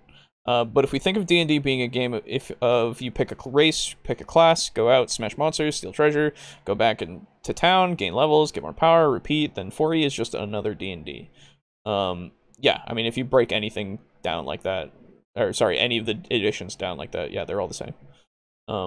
Obviously, the difference here is just the combat. I think that's the main difference of 4E, and that's the thing that everybody was like, eh! Which is weird. So yeah, had Wizards of the Coast presented 4E the same as Star Wars Saga Edition, which is what we were led to believe by things Wizards of the Coast said, 4E would have been received a lot better. Sure, I'm sure that just in terms of perception, if people were more informed, they would be less adverse to change, right? Because again, people don't like things changing anyway, right? It's just kind of a fact. So if they were led to believe that this was going to be different anyway, people would have maybe tempered their expectations a bit. I don't know. Anyway, let's see what else they got to say. Many players enjoyed the new system for eliminating DM rulings in favor of Wizards of the Coast or, quote, official rulings. DMs couldn't agree on how far away a monster was, or where a monster was pushed, or how many hit points it had. All of these were very mathematically scripted out. Many 3.5 players had invested heavily into that game and were sad to see D&D coming out with a new system so quickly. Those players wanted... Sorry, I'm confused as to what his point was with the whole... I don't know... I'm gonna drag it back with this, because I don't know what his point is here. Yeah. Using theater of the mind. They didn't want to invest in miniatures. A general description of the battlefield should have been enough for a few friends to roll some dice and play an RPG. Many players enjoyed the new system for eliminating DM rulings in favor of Wizards of the Coast or, quote, official rulings. Oh, okay. I see. It's less theater of the mind stuff. They wanted a physical battlefield. I understand. They made it less vague and they said, okay, in this situation do this, in this situation do this. So I can see liking that more. Sure. It's not what I think fits best for our table and what fits best for most tables. Well, so my whole thing is you did this regardless of, like, you could do this in any edition. Yeah. Right? So what was 4E's thing that made it so that this was now a problem? Is it because the tactical thing is present? Because again, I really think it all boils down to the combat system. That's the impression that I'm getting, at least. I don't know, maybe I heard him wrong, but didn't he effectively say, not word for word, didn't he effectively just say that in 3.5 the whole there was more rule of the DM rules versus so that was the implication thing? That was the implication. Is that what he meant? I don't know. I'll play it again, but the implication seems to be in previous editions it was more wishy-washy on the, like, how far things went and such. Which is very strange because playing 3.5 everything is laid out very meticulously. Yeah. to roll some dice and play an RPG. Many using theater of the mind. They didn't want to invest in miniatures. A general description of the battlefield should have been enough for a few friends to roll some dice and play an RPG. Many players enjoyed the new system for eliminating DM rulings in favor of Wizards of the Coast or, quote, official rulings. DMs and players... Okay, so is that implying that in 3.5 there were no less official rulings from Wizards of the Coast about rules and things? I believe so. Which is strange. Yeah, that's... Okay, and so here's the thing. If you have a problem with that, all you do is, oh, this is the official rules. Huh, I don't really like that, so we're going to do this. Yeah. Problem solved. So I'm sort of in a weird position on this, but I find it very relevant. Okay. I'm part of 4 D&D campaigns, 2 of which I DM. Hello. I remember the days I had free time. One of them is on hold at the moment, so it's really 3. So it's really great. I'm part of 3. I DM 1. There you go. Okay. So I can still sleep at night. Must be nice. However, I can understand the appeal of wanting a more, I think they call it pretzel D&D or beer pretzel D&D or something. Yeah. Where absolutely. it's like you just want to kind of sit around a table, roll some dice, have a few laughs. Yeah. And like you're not really looking for anything too serious campaign wise. But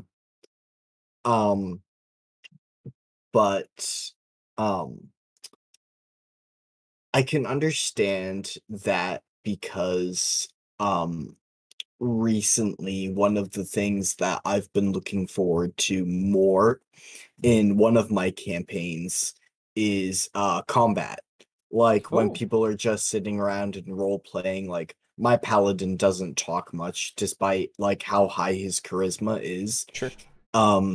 He's just kind of a creepy dude and a bit of a wallflower. Okay. So what I do in a lot of social situations is I've got my head leaning on my hand and I'm just sitting and waiting.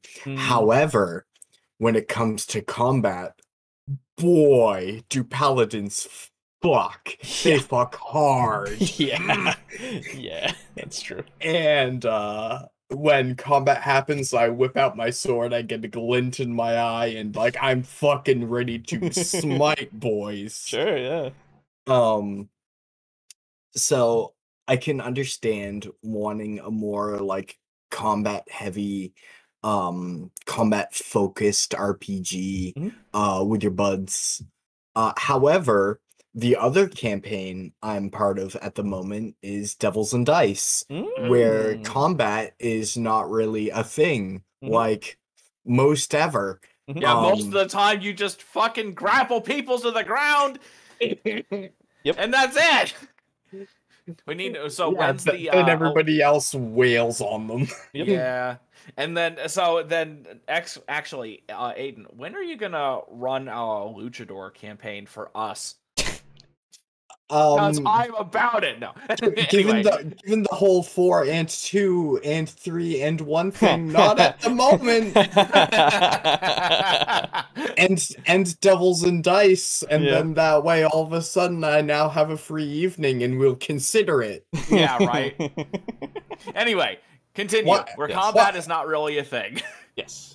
Why not be part of 4 campaigns in DM3? Yeah. Because I appreciate my sanity. Jesus Christ. Right. Jesus. My dwindling sanity. God, I know the feel. I don't need it to go down any faster. Anyway, combat is not really a thing. Yeah, combat's not really a thing, and I look forward to like role playing more and like I don't want a beer and pretzels RPG. I want like us to talk and chat and like I am okay with us like chatting about shit till like however long it takes because I find the conversations themselves interesting. Yeah. However, The thing that's most notable about the difference between those two campaigns is, well, one's 5e and one's 3.5. But they have different DMs with different DMing styles. Yeah, exactly. And I like how Boo does roleplay more than how he does combat. And I like how Dave does combat more than how he does roleplay. And you're not providing me with my needs, Boo. Yeah. But because everyone has their own strengths and weaknesses, I can understand wanting a Beer and Pretzels RPG. However, it is not the role of a whole edition to be like, there's more rulings for this, there's less rulings for this, this is why this edition is better or worse. It is quite simply just the edition. Yeah. Absolutely. It can be more complicated to like run the edition when you have to remember, okay, so and so is downwind of so and so, so they get a +2 circumstantial bonus to this. Sure. Yeah. Like, there's a lot of rules to keep in your mind, and like the system is legitimately more crunchy. But I can understand it being crunchy as a criticism of the system itself. But I consider that to be just like tools in a toolbox for you as a DM to implement as you see fit. Yeah. I wouldn't have put it any other way. Probably would have done some more briefly than me, but nah, probably not. I probably would have put in a lot more in there.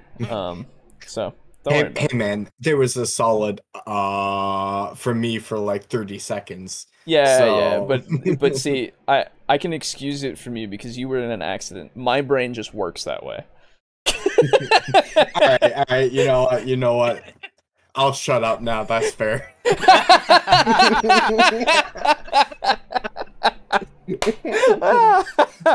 Oh, we have fun here. We have fun. All right. No. Anyway, so what else is here? What are we talking about? Fun? I was serious. Oh my god.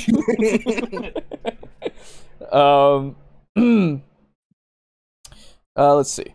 So yeah, that's not accurate of the times where that were the aughts.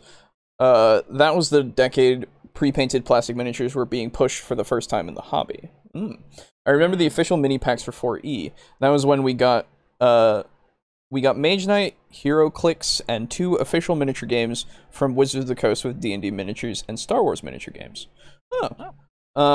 Randomly prepackaged miniature packs were introduced back then, and they were so cheap then. Oh my god, that's right. Yeah. They're not cheap anymore. Oh my god. No, they are not. Well, I imagine those ones were probably cheap from the beginning because, I mean, Warhammer's been around since, like, even No, I know. No, even... Probably in the beginning, yeah, but even the pre-painted ones now, they're still pretty fucking expensive. Yeah. Yeah. Believe me, I bought a few. So... I bought a Riptide. I still have to, like, actually build that. Oh, you have a Riptide? Nice, dude. Yeah. I didn't know you have a Riptide. I bought it last year. I mentioned it on the podcast. I remember that. I do remember I that. don't remember. Yeah. Maybe I wasn't around in that episode. You were. No, I think you were there. Whoops. It's just been a while, to be fair. Yeah, it's been a long time, yeah. Yeah, no, it was like, I think, I think September of last year. Oh, Jesus. Oh, yeah. That's far. Yeah, and actually, you know what? It may have just completely slipped my mind ever since I got promoted. Yeah, it probably did. Also, humble brag. Yeah, exactly. Right. Just casually mentions that, like, oh yeah, no, it slipped my mind because I'm making more money now.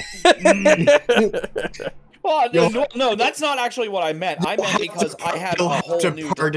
You'll have to pardon me, the rich are forgetful. Yes, I'm a little bit too bougie to keep track of your pittances. But it's not. When's the boo changing from Prince Boo to bougie? Yeah. Oh. Yeah, I don't But yeah, it's just because it's not because like it's just because it's a new department I have to learn all over again. Oh yeah. So I just had a full brain for a while there. Yeah. Let's see. Not anymore now. My brain is back to being empty most times. Yay. 4E wasn't we just wouldn't have them any other way. Yeah. Unless, well, okay, my brain is empty until I start writing Cthulhu. Then it is full. Then I am the brain guy playing chess on his brain. Yes. Then that's me. Against himself. Boo, when are when does the Call of Cthulhu campaign start? Not for a long fucking time because I'm looking for it. I'm looking for it to be 4 and 2 for as long as possible. Yeah. Jeez. Someday I can move up to maybe someday I can move up to 4 and 1. Oh. Yeah.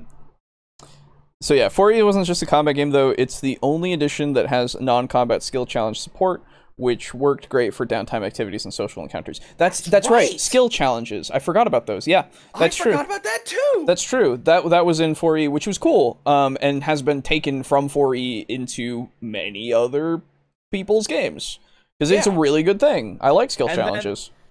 As we're to continue talking about good shit from 4E, let us not forget minions. Yes, always have to mention minions. Yeah, the best thing that everybody takes from 4E. Yep. But yeah.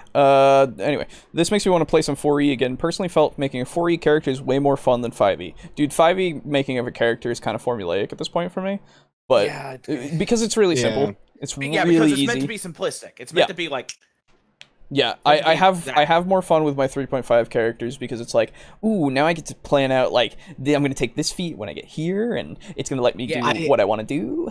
You know. I still think the edition that blows all of the editions out of the water for how fun it is to make a new character is Pathfinder 2E. It is pretty good. Yeah. Oh yeah. Yeah, that's really fun because I had a lot of fun making my character. That's true. I remember that. Yeah, I remember you were super into it. It was great. Yeah. It's simplistic, but like it's really fun. Sure,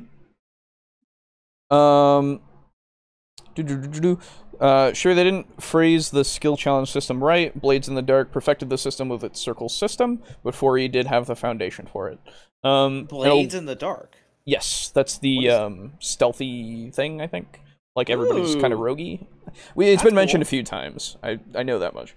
Oh man, you guys want to play? And then we can make our own Thieves Guild and my god. Yeah, I mean, that'd be cool. Like, we could play like Assassin's Creed, basically. Yeah, that'd be pretty neat. That'd be pretty cool, when actually. When are we playing 7th Sea? After Cthulhu and after my Material World campaign. What about this And are we playing Mech Warrior after that? You were gonna buy that book. I ain't running Mech Warrior. I'm playing Mech Warrior. Fuck what you. About this system? What about that system? What about this system? There is 100% going to be a DMPC if we play Mech Warrior. That's fair. I'm totally fine with that. Mech, God damn it. Yeah, right? You already get to run all of the enemy mechs. Literally a dream come true. Like, I drive to work and I think, how fast could a mech go up this hill? Probably pretty fast. That's true. And then like I imagine the mech just sitting behind the hill and firing rockets, and I go, yeah. And I'm over here going, hey, when are we playing Warhammer campaign? Me too. Right, like, dude, I have Total War Warhammer like updated right the fuck. There's also that. Oh, god damn. Yeah, so many things. We never finished our Lizardmen and Vampires war. That is true. We should. I finished my own Vampirates campaign. And took over the whole entire map. Nice. Nice. Anyway, every army was actually 2 armies because I was able to field enough generals that I could just move 2 people constantly. Nice. A A lot of classes' utility abilities were non-combat focused. I'm sure, yeah.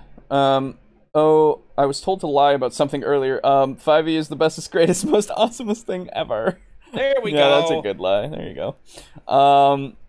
Pre-painted miniatures today are about triple the price for half the miniatures. That's true. Yeah, it's true. Because for... people are scared to paint until they learn that it's actually not all that hard. Yeah. Unless you're bad at it, in which case then it's probably bad. I mean, not hard. 4E also has the best DMGs. I mean, actual functional DMGs with rules on how to actually create encounters and not just some hand-wavy advice. This is making me want to go back and read those books again, just to confirm and see. I would say I haven't read 3.5's DMG for a while, so I can't really comment on that one at least. Same. But I could. Oh yeah, I forgot about minions too. Everybody forgets about the minions, and then they come in full force, and then they all die in one fireball. Yes, and that's what makes them great. Yeah. Everyone has the minions until like the one guy with 300 of them shows up. Yeah. Yeah. The RPG I had the most fun making character for was probably Lancer. Don't do Mech Warrior, go with Lancer. It's a playable and functional mecha game. Hey man. Mech Warrior might be functional. I like don't know. Mech Warrior. I have Mech Warrior online, and I'm going to get Mech Warrior 5. There you go. Honestly, I want to play the Mech Warrior one because I know the I like the universe. Should that make sense? Yeah, sure. I have, for those of you who want to Google it, a Razor Orb Weaver that I literally use. Like, I bought this for Titanfall 2. Oh, okay, gotcha. And I use it when we play Mech Warrior. I see. Hell yeah. That's neat. That's cool. Anyway, more of this video. Like, I'm looking at it right the fuck now. Yeah. Seems like somebody wants to play some Mech Warrior Online again. I want mecha in my life, god damn it. Yeah. I will find a way. Get on the phone and call Elon Musk. We need to get him on here. I will find a way to insert as much mecha as possible in my life. You guys have seen that big mech that's like a racing mech, right? Yeah, I have. Yeah. A racing mech? Yeah, you should look it up at some point. It's really fucking cool. Okay. Have you seen the one that was pilotable by one person, and like they used it to like move trees around? I don't know if I didn't see the one where they were moving trees, but I did see one that was pilotable by one person that had like 8 legs. Mm-hmm. Yeah, it was like kind of legs. It was complicated to pilot, and you had to get used to it. But once you like learned how to like walk and how to like use your weight and stuff like that, like you could learn it in 48 hours and so like a car then that walks. Yeah, cool. And have guns. I meant the whole time I was looking at those 2 arms and going, whoa. Yeah. I'm imagining a 40 mil cannon just strapped to that right now. Yeah, I meant the pen and paper Mech Warrior RPG, not the video game, and so did we. that's the thing. Yeah. We want to do the Mech Warrior RPG because why not? You know. Anyway, here we go. Couldn't agree on how far away a monster was, or where a monster was pushed, or how many hit points it had. All of these were very mathematically scripted out. Many 3.5 players had invested heavily into that game and were sad to see D&D coming out with a new system so quickly. Those players wanted Wizards of the Coast to update 3.5 to something like 3.75, which would fix a few more rules, then completely overhaul the game. If you play 5th edition, at this point you can kind of see the lessons they learned from both 3.5 and 4th edition when creating 5e. A new emphasis on story, using Dungeons and Dragons to allow people to tell a unique story. The rules are important. As if it wasn't there before, but okay. Yeah. What I will say is that we can only do it in 4th edition. We can only make unique stories. Right. What I will say is that 5e is definitely more. What is the? It was no. It's not more, but it's definitely.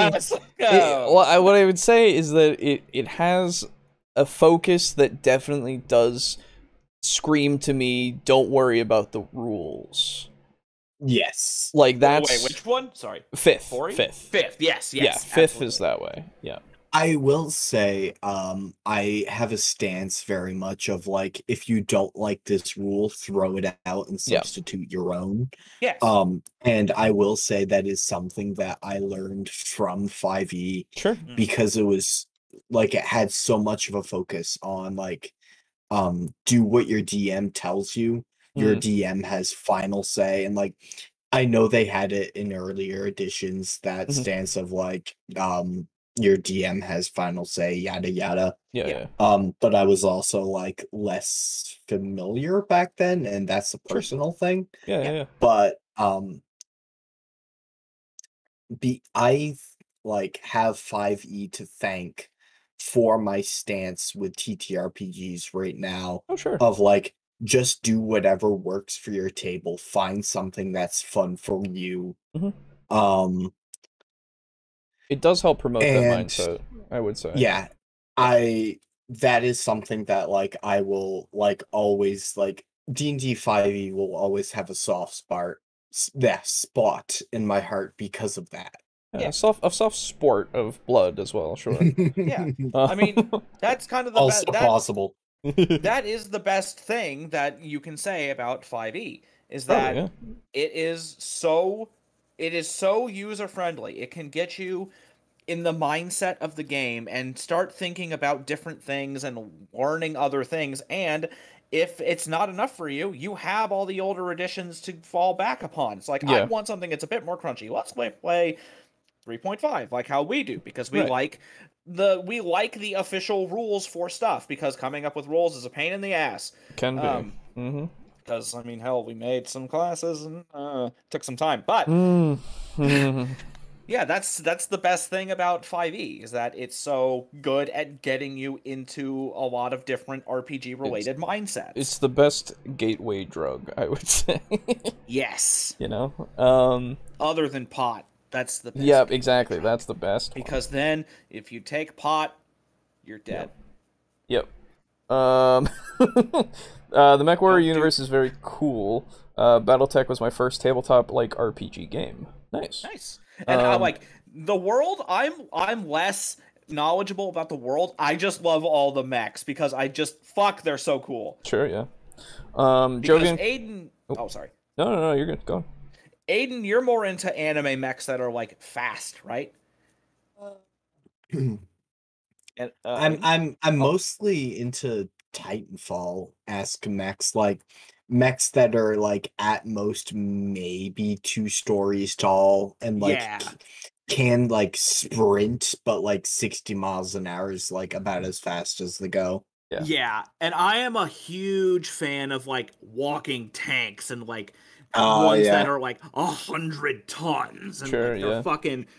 Basically, you're into Tau mechs. I'm into Empire mech or Imperium mechs. I'm into Knights. Knights are way more mobile than that. Oh, I know. You're into the Imperium. What's the fuck they're called? They're the huge fucking ones. Yeah. The dreadnoughts are the ones for the people. No. The big ass ones. Fuck. I mean, those are Imperial Knights. No. They're the Knights, and then they're the ones that are way bigger than the Knights. Way the fuck bigger. Fuck. Titans. Yeah, the Titans. Yeah. Yeah, that's what I mean. Yeah. Anyway, sorry. Yeah. Anyway. I hate that as soon as I heard Titans, I thought prepare for Titanfall and looked over at my my thing that I bought, and I'm like, ooh. Nice. Rip. Jovian Chronicles was a very fun sci-fi mech anime-inspired game system. Okay, ooh. Jovian Chronicles. Heavy Gear was cool too. 5e appears to have a focus on story because of its presentation. Its core rules, however, are still combat heavy. Beat down the monster with D20's rules. Yeah, I'm not saying that it's. Well, that's why I'm saying it's the. I didn't say, I wouldn't say that it's more focused on the story. I know they did in the video. But that's not true.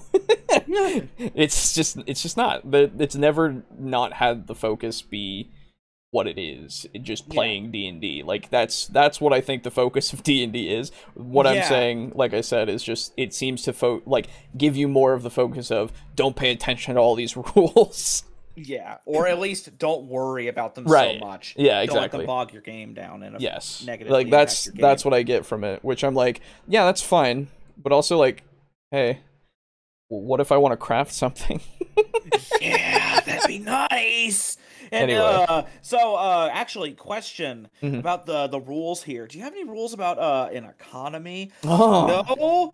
Oh. Well, you never really have, to be fair. Yeah. Well, I mean, they kind of tell did you. with they kind of did with some things, but like, yeah.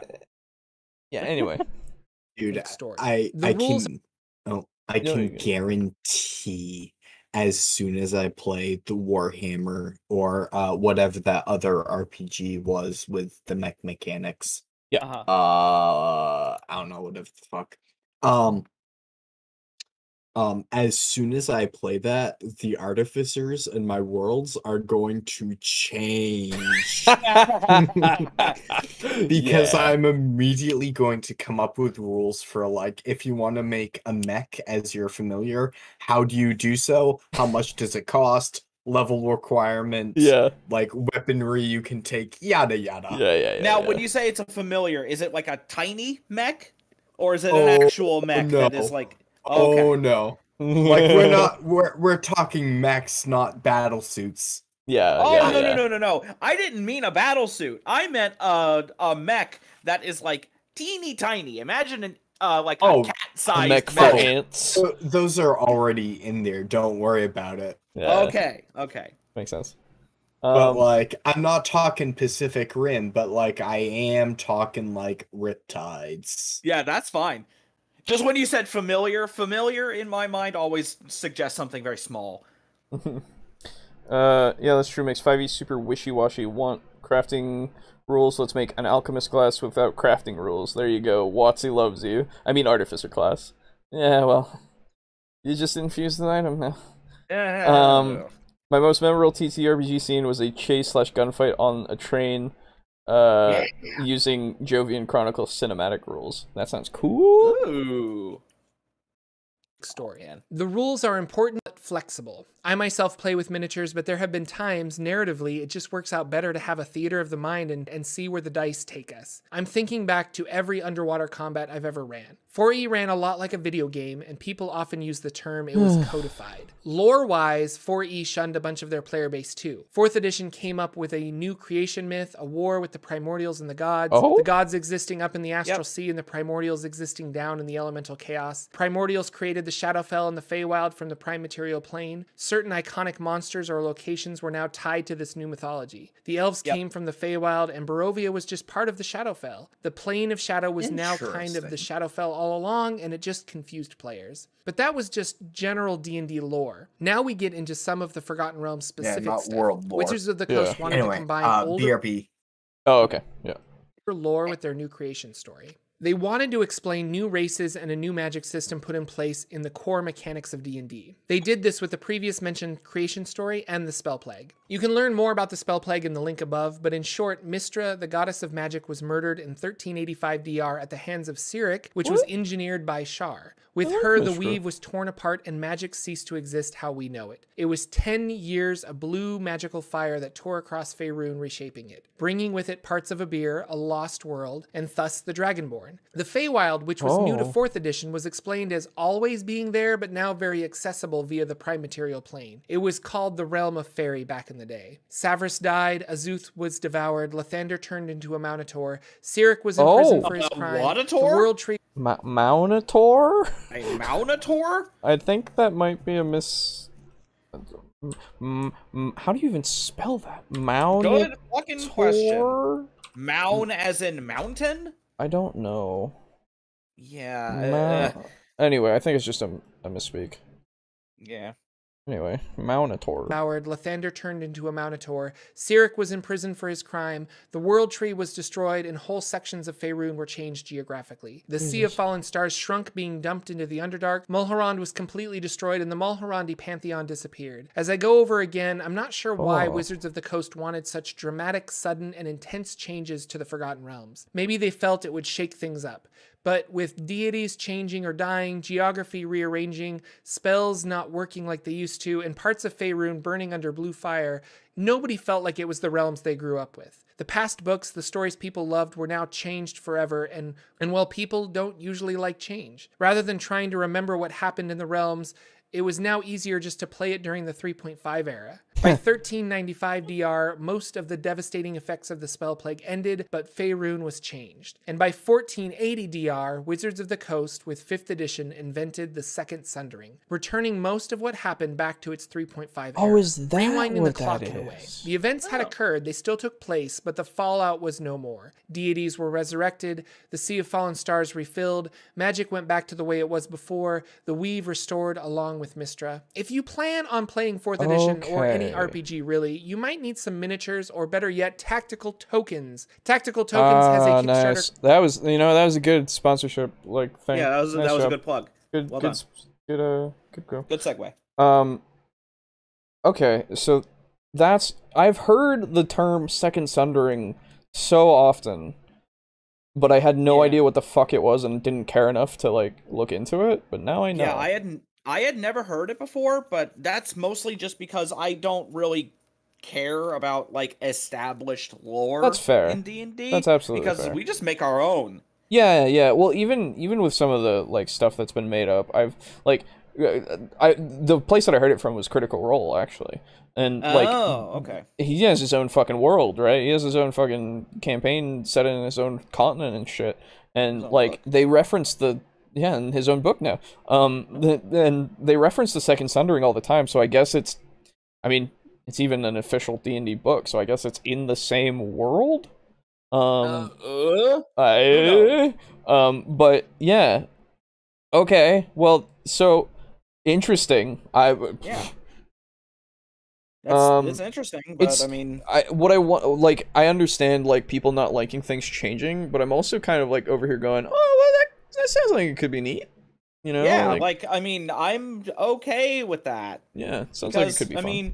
I don't really want to play in the same exact world over and over and over again unless there's been a massive time skip. Well, so I'm cool with the setting being the same as long as there's actually a change, Oh yeah, that's what I meant. I wouldn't want to the thing is if we were to play a second Devils and Dice, I'm not going to set it one day after the original campaign. It's going to be there's got to be new shit. Well, yeah, that's the thing. I can run people through my world, and then again I can do it again, but it would have to be in the future, right? Because I can run multiple people through the same time frame, or multiple groups, excuse me, through the same time frame, but the future is going to be for people that have already played once, Exactly. It doesn't work for me.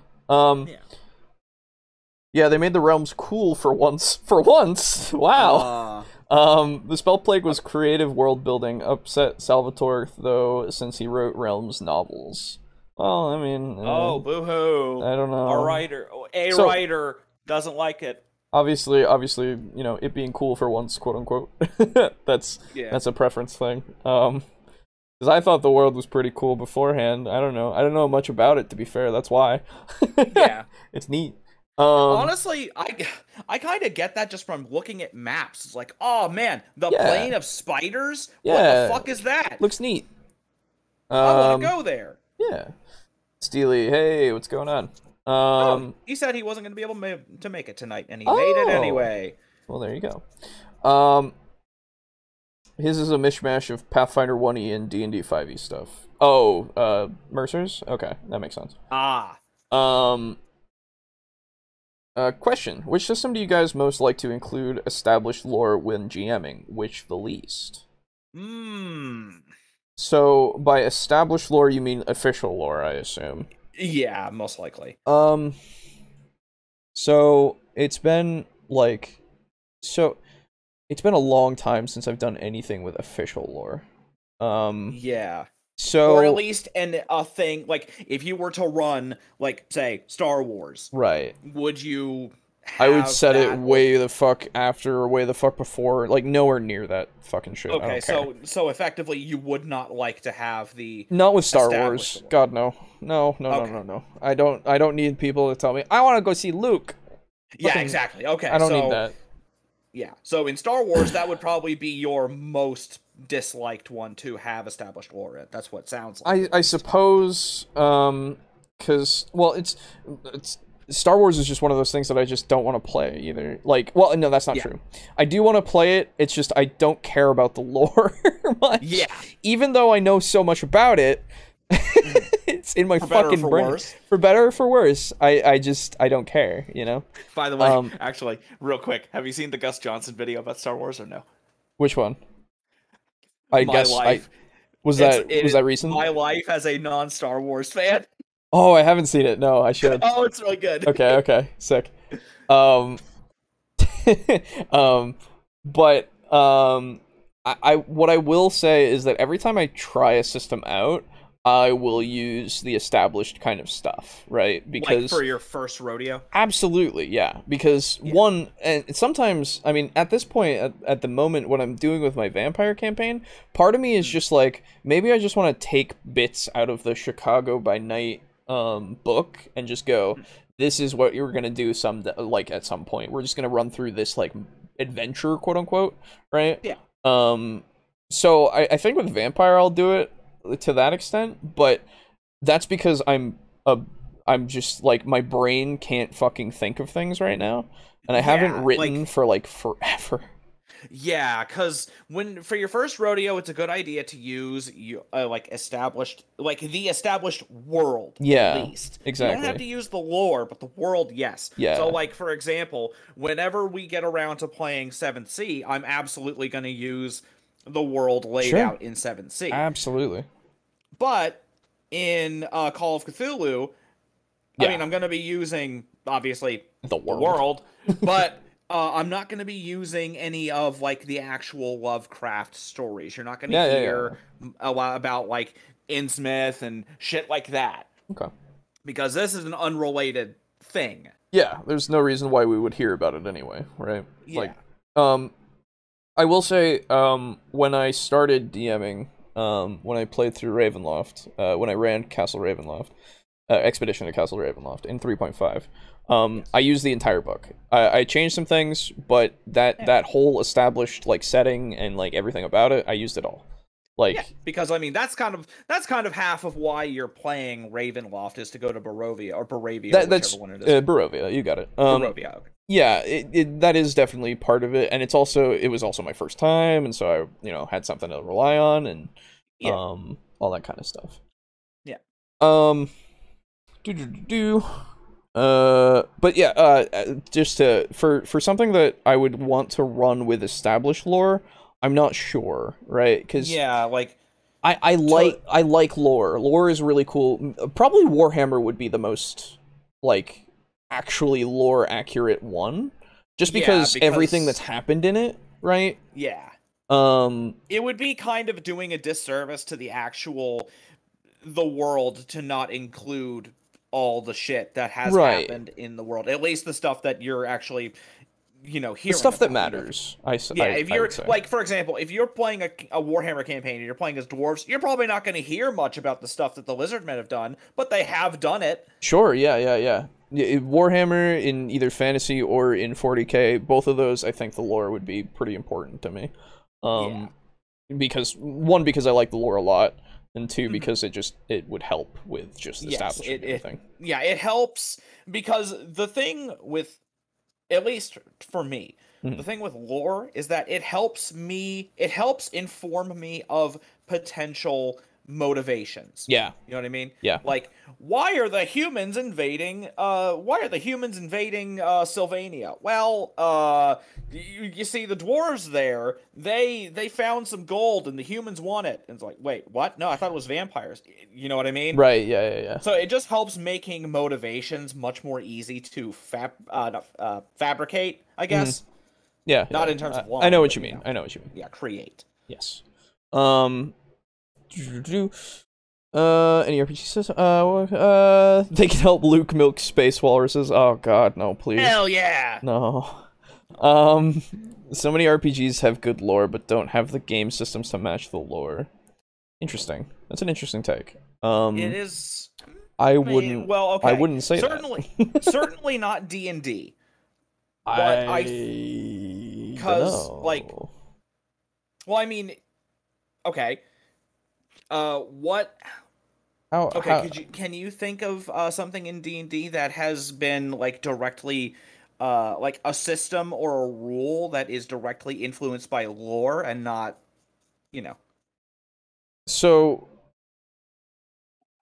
okay, that's I Yeah, guess you if see? that's the standard, then I guess not. But that Yeah. doesn't matter for the mechanics, right? It doesn't. It doesn't matter. Well, so he's just saying that not a lot of games have lore that affects actual system mechanics. well, so he's saying no, they don't match the lore, and I don't know what that means. They don't match the That's the thing. I would need to more of a clarification on what you mean by it matching the lore, because I don't understand what that means, because I'm just like, any system can just, like, whatever it was made for, it matches it, right? Like, that's just how things work in that world, I guess. Yeah. Regardless of what happened before in the lore is the lore. That doesn't change, right? Now, like, I can think of something, actually. Okay. You could easily work it in to where in, say, I'll use Shadowrun because I don't know the corporations in Cyberpunk, unfortunately. Sure. Say you are in Cyberpunk, and it's kind of a globe-trotting campaign where you're going to lots of different places. Sure. And say you need to get a gun that is specifically made by Az technology, but you're in a city that in the lore is not very friendly to Az technology. Well, now this Az technology gun is probably going to run you a hell of a lot more money because, it's just not there and nobody has it because nobody likes Az technology there. So that's a way you can directly impact a ruling or a rule in the game with the lore, because you're changing the listed price of a gun based on the lore. That's true. So I am back now. Hello. Firstly, yes. Az technology is a wonderful portmanteau of like two different words, and I love it. Az technology is fucking great. It's my favorite corp. Secondly, though, now you said it's my favorite corp, and you kind of ruined the second part of it. Because it awakened a memory within me, and I was gonna ask if it was part of Shadowrun. Yes, it is Shadowrun. Yes. Because I used Az technology because I don't know any of the corporations in Cyberpunk.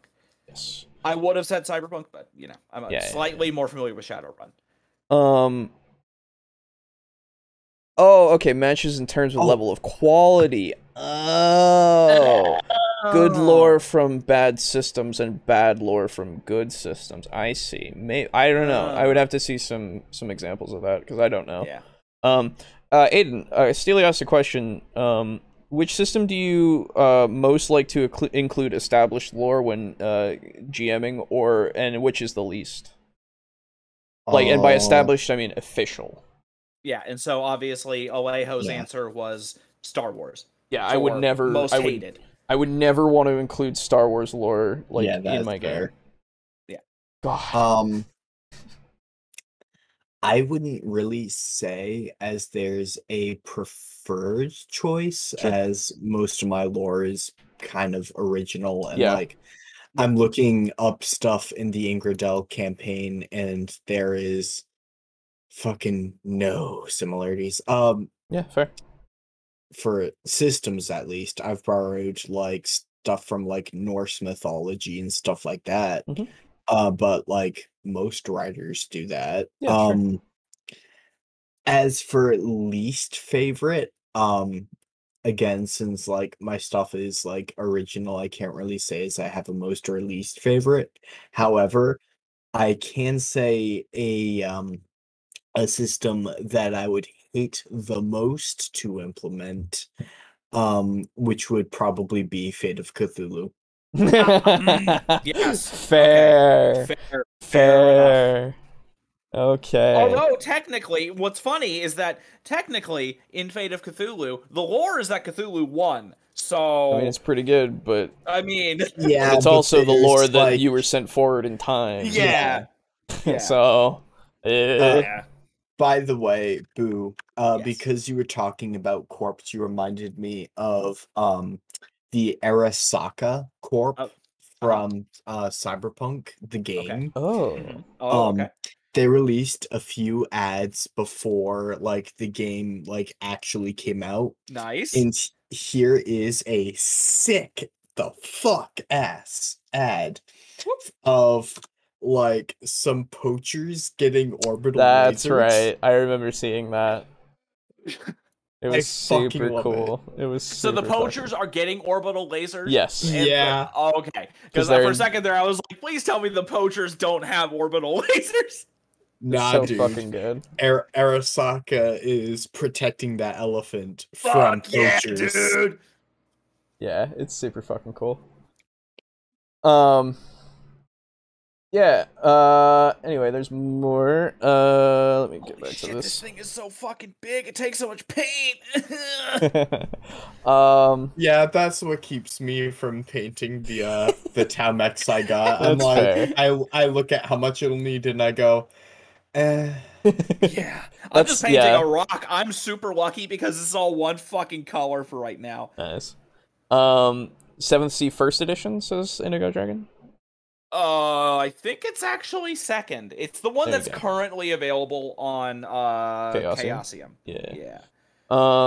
Check out the RPG Silent Legion. It's on DriveThru RPG. It's Lovecraftian-inspired urban fantasy, but what makes it really neat is that it has a mythos creation system, so you don't have to use Cthulhu. Cool. Leho? Huh? There you go. Wow. Didn't you wanted to do an urban fantasy Cthulhu type shit, didn't you? I mean, or did you already decide on Delta Green? Yeah, Delta Green is super cool. Yeah. Okay, so you've already decided. Yeah. Delta Green's pretty cool. But I would check out Silent Legion for something that isn't like government based. Absolutely. Yeah. Shadowrun usually tops the list of great setting, bad game system. The game is thematically about heist, doing runs, reputation, and street cred mattering, yet the game doesn't really support it. I would have to look at my book again. Yeah, I would have to look at the current edition. I don't really at remember least. if there's much stat-wise that you can gain from being like popular and shit. Yeah, I don't know. I think that's more of a how you run it thing. Just from my base instinct, I don't know. Yeah. But anyway, Blades in the Dark, however, does all of that Shadowrun claims to be about because it does have the game systems to support those themes. So you know that sounds cool. Blades. So is that Blades in the Dark? Is that like medieval or is that like fantasy or what? It sounds like it. I don't think it's fantasy. Oh. Or sorry, I don't think it's medieval. I just meant like the standard like amalgam age D&D level shit. Did Cyberpunk 2077 ever get fixed? So that's a good game now? No, it did not. Did it not get fixed? Aiden, you have the game, right? What? Did Cyberpunk 2077 been fixed? Has it been fixed? Partially, I believe. Okay. It has been a while. Okay. Last I heard, there was like, I think it was a 40 gigabyte update, and that was like the last I played of it, and then I started playing Destiny 2 again. Fair. Okay. And then I haven't touched it because I won't get it until it's out of the oven. Is playable. Yeah. It's playable now. Oh, okay. Waiting until it's optimized. There you go. That's fair. Me too. I have seen some pretty bad bugs of what happened when it wasn't optimized. I'm sure. And like it has gotten good enough to the point where I considered it a game before. Right. But like it is a fairly buggy game by game standards now. Mm-hmm. Whereas before it was horrendously buggy. Yeah. Okay, so still gonna wait. All right. Yeah. Night guys, I gotta wake up early tomorrow. See you, Pizza Funk. See ya. Blades in the Dark is probably the perfect example of setting and system supporting each other. Okay. Well. That sounds cool. I do like stealthy shit. Yes. I play stealth games. My wife is taking part in a challenge to paint a table quality 2000 point Age of Sigmar army in 3 months, if I recall correctly. She's painting like crazy. It's amazing. I think she's gonna get it done. Nice. It's that's the Kharadron Overlords, right? Because I keep seeing you posting dwarves and fucking zeppelins and guns and shit. Oh, true. I'm learning to paint, but wow, I'll never reach that level. Yeah, fair. I won't either. The what? What level? The 2,000 points in 3 months. Oh, yeah, no, dude, fuck that. No, Jesus. Throw me in a fire. Blades in the Dark is a tabletop role-playing game about a crew of daring scoundrels seeking their fortunes on the haunted streets of an industrial fantasy city. Copied from their website. Industrial fantasy? Yes. Ooh. So probably like steampunky? So steampunk and... Or diesel cool. punk? Either one? Yeah, diesel punk. Yeah. I too am waiting for it to be what it was supposed to be, or something like that. Yay! Pre-orders! Everybody pre-ordered the fuck out of it when they didn't even know. It's always a good idea to pre-order things. Here's the thing. I don't fault people for I don't for this one, no. Yeah, because it's Cyberpunk. I mean, not Cyber. CD Projekt Red. CD Projekt Red. Yeah, people were. And they had like a perfect track record. They were doing pretty alright. Well, no, they didn't have a perfect one. Nobody remembers the horses in Witcher 3. Okay. They would be in some wacky situation. Yes, the roof horses in their wacky situations. What that's from. Yes. Holy shit, this rock is fucking enormous, dude. My painting skills are good enough to spray paint them all one color. Fair. Yes, Caradron. Thank you, Overlords. The company. I'll eat them with my Skaven. The company had such a good rep. Also, Keanu Reeves. That's true. Keanu did help that a lot. Rihanna Keeves. That's true.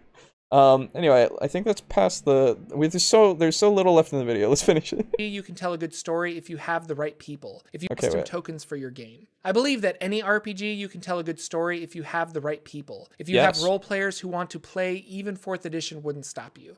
I think in remembering all the hate that editions get, it's important to remember that 4th edition was someone's gateway into D&D. It was their first experience, and they probably had a blast with it. Pretending to be a Dragonborn paladin fighting an evil beholder. I don't think the game was bad so much as people were holding on to nostalgia. That's probably an unpopular opinion, but people don't like change. I'd be very curious with the success of 5th edition how Wizards of the Coast handles a 6th edition. If they release basically the same system, they'll get crap for not being innovative enough. However, if they rewrite D&D like they did between 3.5 and 4E, well, we all know how that turned out. Thanks for watching, everyone, and I will see you in the next video. Okay. You know, honestly, I think when they make a 6th edition, it's probably going to be even easier to get into than 5 because of how successful 5 was. Yeah, that's true. I forgot there was a video. I will say, as a review of the video itself, it did a good job describing like why 4E was different, and like it set out and accomplished the goals that it set for itself with what happened with 4th edition and yada yada. You missed a lot of the other lore dump stuff that they did. You missed the latter half of it. But you got that part in the beginning of like this is how they changed the lore. He went into like how the second sundering happened from 5th edition, so they like fixed it all, quote unquote, right, as well. Which is hilarious that they called a rewrite and like a retcon the second sundering. Yeah, I don't know. Whatever happened with the first sundering. What I would say is I agree with you to an extent, though. I would say just it's more of the parroting the same opinion is good to see that, like, it's good to see it because that's what people are saying, right? But and what I will say is that at the end there, he saved it for me when he said, "I don't think that it was anything but nostalgia," right? Or sorry, just holding on to nostalgia. Yeah, exactly. And so like that saved it for me because I thought he also agreed with that opinion. Which he doesn't, which is good because that opinion is very wrong. It is patently false, as far as I'm aware. As far as I have been told, and as far as I can gather. So yeah, it does give a little bit of the differences and shit, but you know. Anyway, I think it's okay. Video, I think. Yeah, I think it's okay. Yeah, no, it did what it was supposed to. Yeah. Overall, not a bad video. Gotta take the dog out. Well, have fun. Okay. Well, it's that's very late. Oh, it's because it's so fucking hot out. Good on you. Give Doggo a pet for me and a treat. Give Doggo pets. So actually, you know what? Speaking of dog, I was walking through my the produce prep room where I work, and I saw a fucking box, and I don't remember what it said, but I read it wrong, and I could have sworn it said Poggers Doggers. And I was like, Twitch. Fucking hell. Twitch is coming into real life. Side note, if I make a company, I now know what I'm going to call it. Yeah. It's pretty good. Dude, just do it like a dog salon. Call it the Poggers yes! Doggers. Oh, I love it. It's going to be like a dog that's like a logo of a dog that's horribly photoshopped to be making the Poggers face. Yeah. I wonder what would make the game easier to get into than 5th and still keep the D&D style. At some point, you get into super narrative, stripped-down games like Dungeon World. That's true. Yeah, I don't know. I really don't know. Idea. Whatever they're gonna do, that's the way that they have to go now, though. I mean, maybe they make 5.5. I don't know. In the sense of just things are now. This is 5e now. There's more rules to it. I don't know. I have no idea how they're going to do it in a way that's going to be okay with the market, you know? Yeah. Thanks for the poggers. You're welcome. Yeah. So. Damn it, it's such a shame that Pizza Funk already left. He could have made a meme out of your dog's shop thing. He could have made that. He might watch later. You never know. Yeah. Anyway. So I actually am going to take advantage of this, I assume, intermission. Yeah, well, we're gonna read some stuff, but yeah. Oh, I'll wait till you're done. Well, I was just gonna go over patrons and stuff like usual. Yes, but it's sort of an entertaining question because it's a question for everyone, including people in the audience. Ooh. So if they want to hear it, they have to stick around. Well, okay, so. We are brought to you by our lovely, lovely patrons, as well as viewers like you. Thank you. Of course, if you want to support through the Patreon, patreon.com/TableTalkDND. We have, first off, Draco Kraken at that tier 3. Table Flipping Gold. I changed the titles in the Discord to Table Flipper Gold. And Table Flipper Silver and Table Flipper Bronze, because tiers just it just seemed weird. And then Mog Zero, of course, up there as well. We have Slazer, and then Steely. All of you flipping them tables, them golden tables. Larger than life golden gods. And then, of course, we have at tier 2 Drake Cross. And he's flipping that silver table, you know? It's basically just as shiny, but it weighs a little more. Yeah, I was gonna say silver weighs more than gold? Doesn't it? Less. Oh, is it less? Never mind. Yeah. Silver is directly above gold on the periodic table. There you go. I'm dumb. Anyway. Wait, does that being in a different position of the periodic table means that it's lighter or heavier? Yes. Yep. I didn't know that. Because, Boo, consider what makes elements different is how many protons the element has. True. Oh, I know, but I didn't realize that equated to actual mass. Weight. Yeah. Protons have mass, dude. Not that much. Enough to make a difference when you have a mole of it. Looks at science, looks at protons, goes, you're not that big.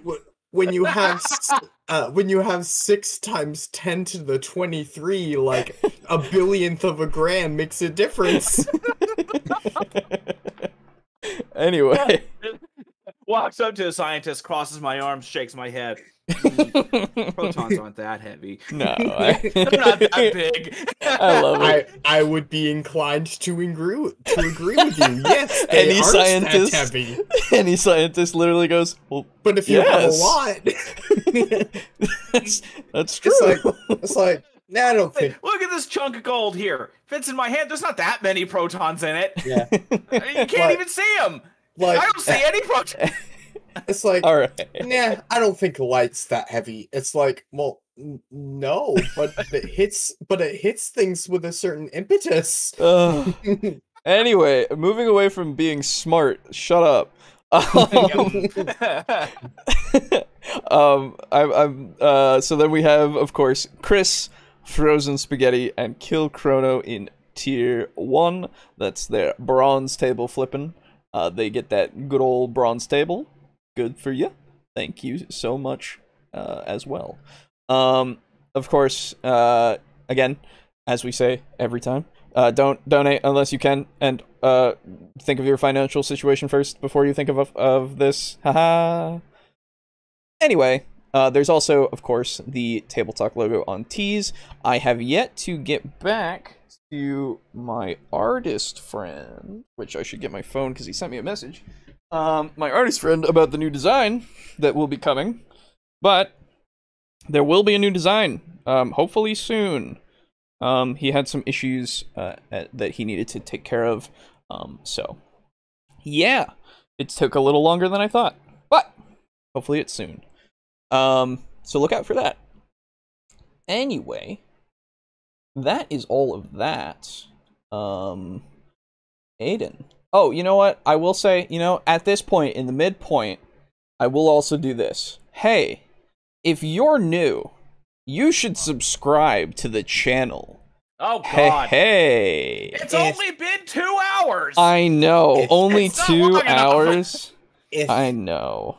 I will disagree with Alejo and say if you're new, you should give us a chance and consider us for subscription. Well, so don't blindly subscribe to us. But then again, if you're it's 2 hours into a video, yeah, you probably have made up your mind already. That's what I'm talking about. That's why I said it. Hey, if you've watched for 2 hours, fucking do it. I'll be the third different one. Since it's been 2 hours, I won't ask you to subscribe. Okay. But I will ask you to donate on Patreon. Oh, jeez. Oh, there it is. God damn. All right. It wasn't even me this time. I know. Doesn't it feel weird? I hate it. Anyway. It feels cringe. I'm not gonna stop. Cringu. Cringu. So yeah. That's all of that. Thanks. And if you've made it this far and you're new as well, hey, consider dropping us a fucking like, a fucking comment, a fucking notification bell. Anyway, all right, we're done. So that's past us. We don't have to worry about this. So let's move on to No, my question. Your question. Yeah. Please take the floor. So, this is a Pokemon thing and totally not like a TTRPG thing. It's just if you're a nerd about Pokemon, you might have an opinion about it. All right. But I was browsing Reddit, and I saw this. And it's a meme of the cover art for Pokemon Legends Arceus. Yeah. And it got me thinking because the 3 starters in that game are Rowlet, Cyndaquil, and Oshawott. I will say Cyndaquil is my favorite Pokemon because I started with Pokemon Gold and it was my first ever Pokemon. Sure. Nice. I love Typhlosion. I have 4 Typhlosions, so I can get one with 2 natures and hidden ability or not. However, I want to open up the floor to have people give their opinion on what starter I should pick when I eventually play through the game. Chikorita. I have a living dex. Fuck you. I have a living dex. Chikorita. Nobody likes Chikorita but me. No, nobody likes Chikorita. No, I love right. grass types and I hate Chikorita. Yeah. I love Chikorita. I love Rowlet, Cyndaquil, and Oshawott. Those literally were my starters in those games. Nice. So whatever you choose, it cannot be a bad choice. Sure. I have a living dex. So like I already have all those Pokemon. And what's more, I have like 500 level 100 battle ready Pokemon that are like competitively bred for like or battle. Competitively bred for IVs and then given special EVs. So like whatever you pick, I guarantee you I already have a Decidueye, a Typhlosion, and a Samurott that is battle ready. But if you have any opinions, go ahead and give them now in the chat. There you go. I don't. I don't give a fuck what you pick at your start. Like, you play the fucking game however you want. I think on that cover I have a battle ready version of literally everything except the Bidoof. Because fuck Bidoof. Oh man. Yeah, gotta get a golden Bidoof. I see you, Boo. Just look over in the chat. Like I have movement. I have a Pikachu and a Raichu because the different speed stats. Oh my god. Jesus Christ. Like I am a Pokemon master. Fucking nerd. He caught them all. No, I did. Definitely something.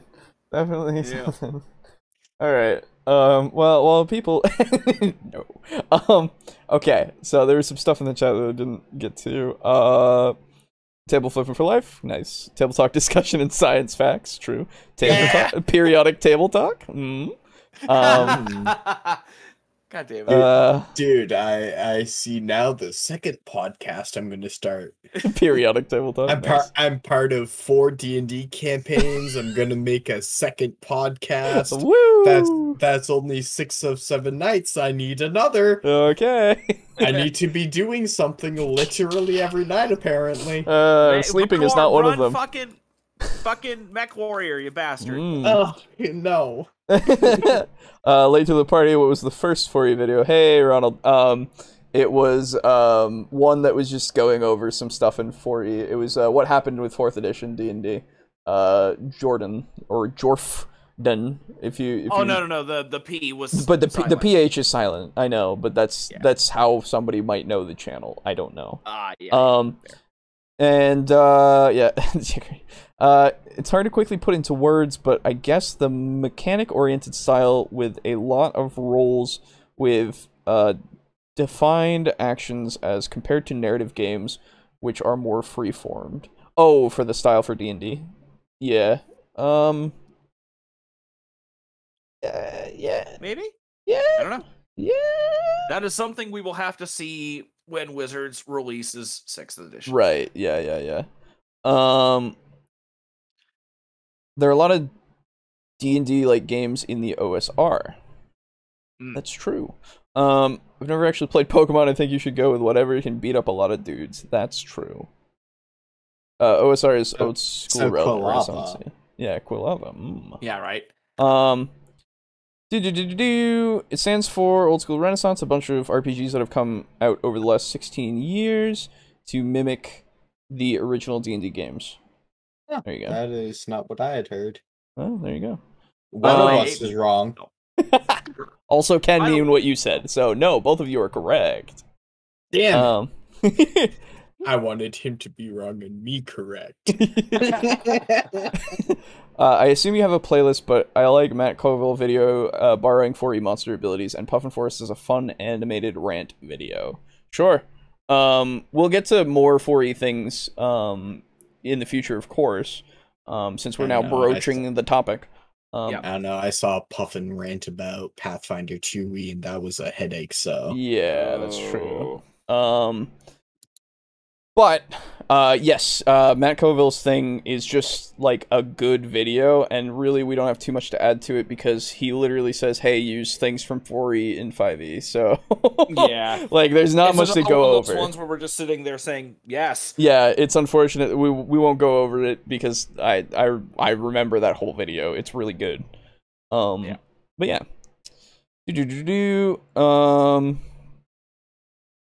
By the way, Aiden. Yes. While Alejo is doing stuff, since you've reading caught the chat, but sure. Since you've caught every Pokemon in Pokemon, the series, are you going to take pictures of all the Pokemon that are available in Pokemon Snap? No. Ooh. Oh. Aww. I did not play Pokemon Snap as a kid, so neither did I. Aw. That's really good. The fuck? Yeah, I never played Pokemon Snap as a kid, so that nostalgia is not there for me. And all I can see is another game where it's a rail shooter, essentially, That's right. as you snap meaningless pictures of Pokemon, and meaningless. That's fair. Meaningless. Yeah, meaningless. Hello, meaningless. Hello, small child. I give it my meaning. Fuck you. There's Typhlosions in the game. Cool. Okay. Can you catch them? No. No, but you can take pictures of them roasting an apple. Okay, well, fuck, I hate that slightly, like, started to make this cold, dead heart, like, shudder a little bit. You can also take pictures of a Monferno wagging its butt at a Tyrantrum that's roaring at it. Nice. It's pretty great. Anyway. Yeah, that nostalgia. Oh yeah. Also, hello, small child. Here is a wind-up camera and a tank. Yeah. Also, there's no Charizard in the fucking game. Thank God. Wait, really? Fucking finally. That's weird. No Charizard. Dude, if there's a whole bunch of other starters, though. If there's no Charizard in Arceus, one. it will be literally my favorite Pokemon game. I know. Fuck Charizard. There is gonna be one. You know it. I say that as someone who owns 4. I'm sure. But, like, fuck, they need to get away from it. Dude, no. It's worth, like, $1 million if you get a really rare one in the Pokemon cards. You know it. It's so oversaturated. Yeah, dude, I legit have an untouched shiny Pikachu that, like, I caught in, like, Gen 6, and I'm waiting to trade it to someone. Just be like, what do you have that's valuable? Here you go. And then I've now got a living dex, and now nothing has worth to me, so now it just sits in my bank. Anyway. Yeah, I'd love to see someone revive Twilight 2000 if they haven't already. I don't know what that is. Twilight 2000 is getting a new edition from Free League Publishing. Oh. So do you play Team Edward or Team Jacob? Fuck. Because that's the deciding factor. That fucking got me. I heard Twilight and, like, zoned out. That's fair. And then I heard Edward, and I came back thinking it was Full Metal Alchemist. Nice. Aw, rip. And then there were no words for my disappointment when I found out it was Twilight again. Yeah. Your disappointment is immeasurable and your day is ruined. That's true. It is. Puffin's been doing magic videos lately, has he? Okay. Like Magic the Gathering? I haven't been paying attention to Puffin's... Yeah, Magic the Gathering. I haven't been paying attention to Puffin's videos recently. Yeah, like, for a long while. Z Bashu is still on a fucking roll, though. I haven't been looking at much D&D content outside of the show, I'll be honest. That's fair. Yeah, me neither. Yeah. Should be out listed. That's good. 2 TCGs. Okay, so, let's move on to the second video that we have today. We might not have time because it's already like midnight, and this is a 20-minute video, and it took us like 2 hours to get through a 10-minute. That's true. Well, we'll see how it goes. We could do a Garibay video. Those tend to be quick. We could do a Garibay video instead. We could do a Garibay video. And we never got a chance to do a Garibay video last time we did a podcast because YouTube died. That's true, and I will say that I am rather tired. He's like dessert. I'm like bobbing both of my fists up and down. I hate you so much. You make so much sense sometimes, and I hate you for it. You're welcome. Alright. You know what? We're gonna move on to a Garibay video. Let's see if he has a 4E video. we just don't have this kind of excitement when it comes to the very best and very worst of Dungeons and Dragons 4E. He has one. So it's relevant. It is relevant. Yay! Dude, it's like when you like get to a classroom and there's that old CRT TV and like the old VHS player, and you go, "Oh shit, today's movie day for our class." Yeah. Oh god. Same level of excitement. That's good. All right, everybody. It's 4E time, but from Garabay. It's the boy.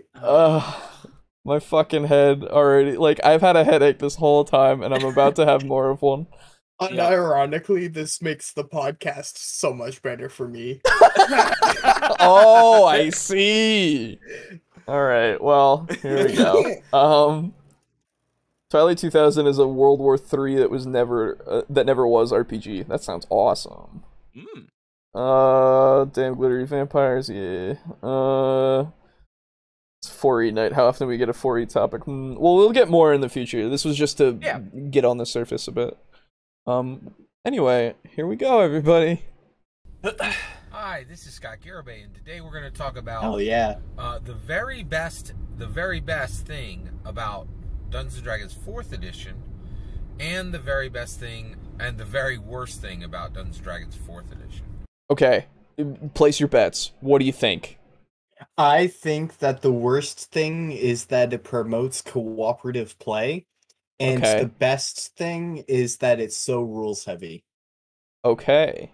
I'm gonna say the best thing is minions, and I'm gonna say the worst thing is the fact that everybody gets spells. Okay. I'm gonna say the best thing is the combat, and the worst thing is what about the combat? The combat system. Sorry, the combat system being more tactical, I guess. And the worst thing being that it's too MMO like. Here's the thing. I think that's too common of a take. True, you're right. He's known for his galaxy brain. That's true. That's true. Yeah. Okay. So the worst thing is what they did to the lore. The worst thing is what they did to the lore.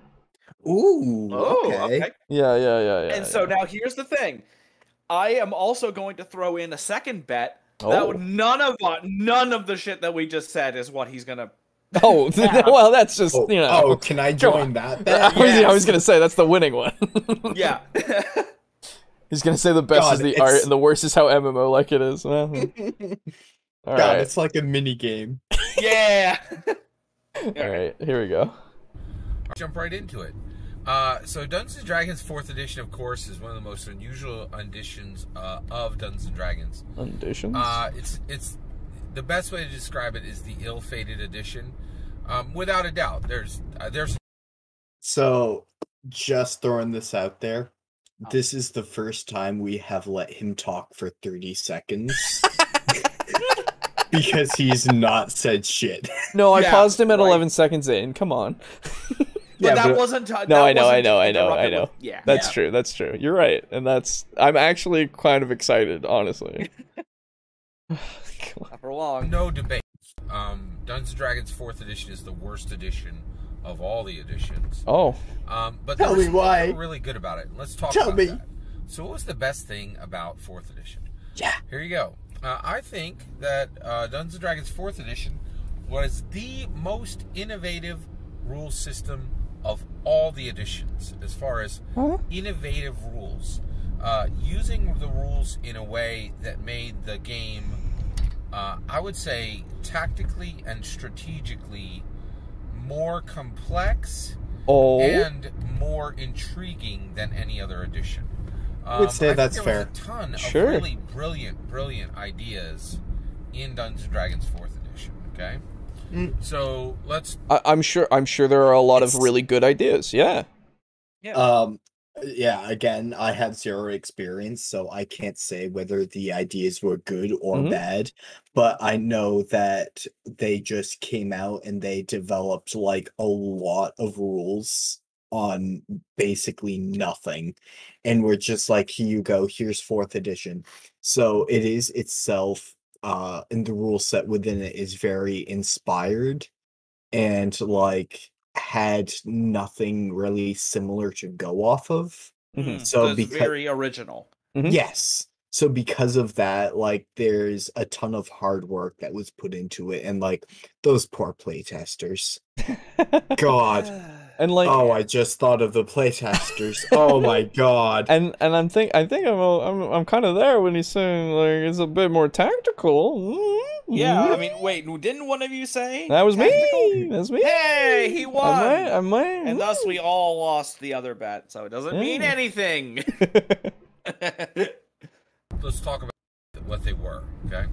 And also, I can hear you already. You're like, well, wouldn't Dungeons & Dragons 1st edition be more innovative? Actually, no. Innovative. I don't think it's really even... Actually, Dungeons & Dragons is not an innovation of anything, right? It was a revolution of literature. Dungeons & Dragons 1st edition was a revolution in literature. A revolution in gaming. Okay, not in literature, but in gaming. So it is my hubris of I agreed with his point that immediately he drops something on me that just kind of screws up my face. Okay.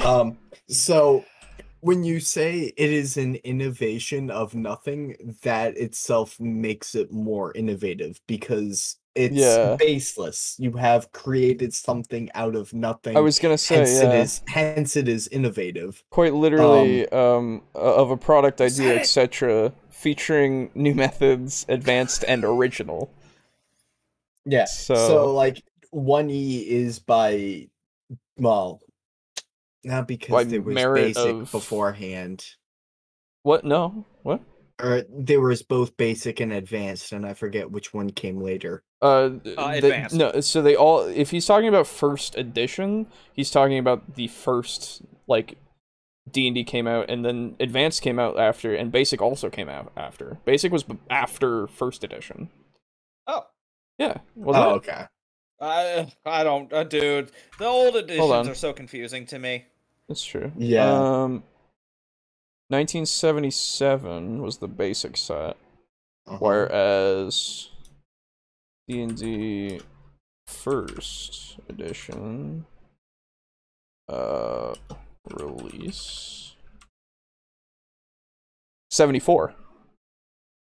Okay. Yeah, basic was just a more basic version of 1st edition. Basic was basic? What? Yeah. So yeah, anyway, you were saying. So yeah, I think when you create something from nothing and have no other additions to base your rules off of, it is by definition, it has to be more innovative. And I want to also point out what Steely's saying, because he's entirely correct. D&D 1st Ed was based on Chainmail, which was a mod of tabletop war games. Yes. Yeah. It was made by the same guy. It was by Gygax. Yeah, it was by Gygax. Made Chainmail, and then later on made D&D. I don't know how similar the two are. I think Chainmail was more medieval, like actual proper medieval fantasy. Yeah. I mean, not medieval role playing, not fantasy. Yeah, not fantasy. Yeah. And like it is innovative, but it is not innovative of nothing. Like that is, I wouldn't say that. Yeah, it is Chainmail. It is innovative, but it is not derivative. Yes. It just is derivative, whatever. Yes, it is derivative. So, just because D&D 1E is innovative, that is not to like steal the title from 4E being innovative. You can have later editions that are innovative. Exactly. That's true. But if you want to get technical about it, 1E is the most innovative, but I do agree that the amount of innovation is, so far with my tangential experience of 4E, the best thing about 4E. Sure. D&D is a renaissance of... Let me draw it back, because I want to know exactly what he said. actually, Dungeons and Dragons is not an innovation of anything, right? It's revolution. It was a Revolution. Right. of literature. Dungeons and Dragons First Edition was a revolution in literature, a revolution in gaming, and a revolution in art. Okay. Okay. Wait. Okay. So I was there with you for the second bit. Okay. I was there for the revolution of gaming. Yes. I'm not before there with that you for the revolution in writing or art. Right. Yeah, exactly. In writing and art. People have been telling fucking crazy stories for a long goddamn time. You ever heard of Gilgamesh? No? Yeah, okay. Yeah. Making adventures is something that has been a thing for a very long time. We've been telling stupid fucking crazy ass stories for a long goddamn time. I'm gonna make you guys familiar with a shit little book. Perhaps you haven't heard of it, but it's called The Bible. There's a lot of stories in that. Oh my god, it's crazy. So like I think that predates D&D First Edition. Though I'm gonna have to check. Yeah. What if the Bible was their D&D session? Oh my god. Maybe it was all just a Warhammer game. Oh. A lot of people did fucking die. Yeah, a lot of people. It was Hey, it was the world's first battle royale. God damn it. It was the actual 80s. I hate everything and Jesus about this. was default dancing. I hate everything about what's happening right now. Oh my god. Alright, we're moving on. Yeah. And I would say it was a revolution in self-care. So it really just shattered a whole lot of planes of existence as far as there's a lot of planes of existence. So it really wasn't an innovation. It was more than an innovation, right? But when you just look at the rule sets for each of the editions, 4th edition did some things that just were not done in any other edition that I thought were really spectacular. So let's get into it. So one of the things that 4th edition did was it put magic items in the player's handbook. It's the only edition that did this. It was absolutely incredible, and it was saying magic items are really the realm of the players, right? Not just the dungeon masters.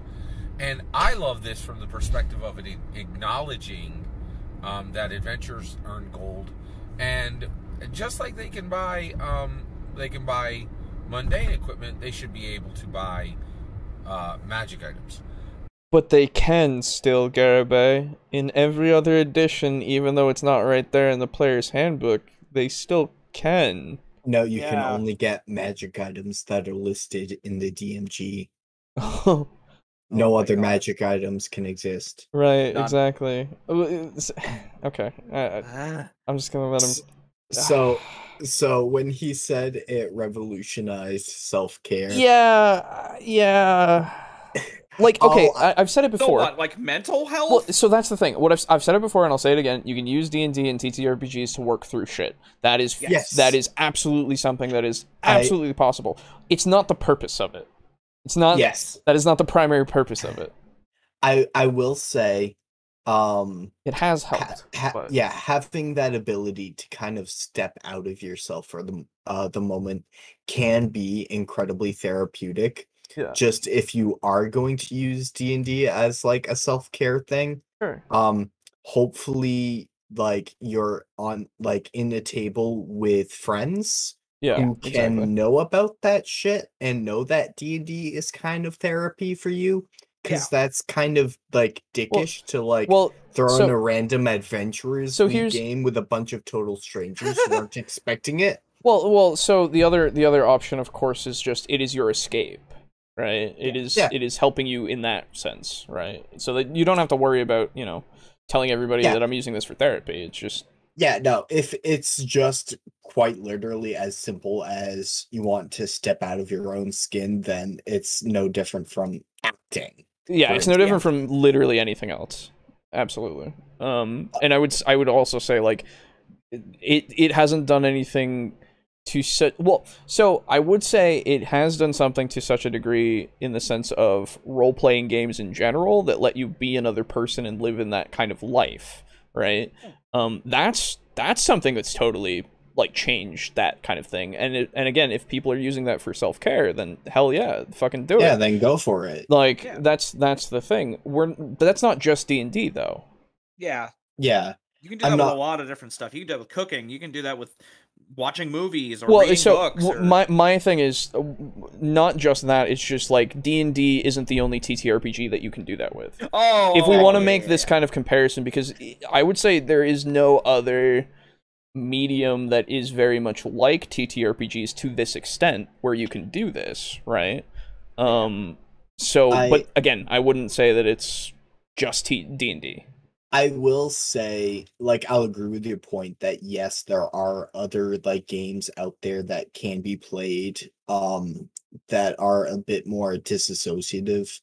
However, do consider that a lot of them do owe their existence, at least partially, to D&D First Edition. I understand that. But I guess what I'm saying is with D&D First Edition, and everything that came after is more what I would say would be for self-care stuff. With First Edition itself, it was more that gritty realism with the fantasy element. Yeah. You ever had your character die and think, wow, this is like the self-care I'm like getting is insane. Exactly. So that's what I mean. Like at this point for TTRPGs, it's definitely like anything can be that, right? Yeah. But it's not just D&D.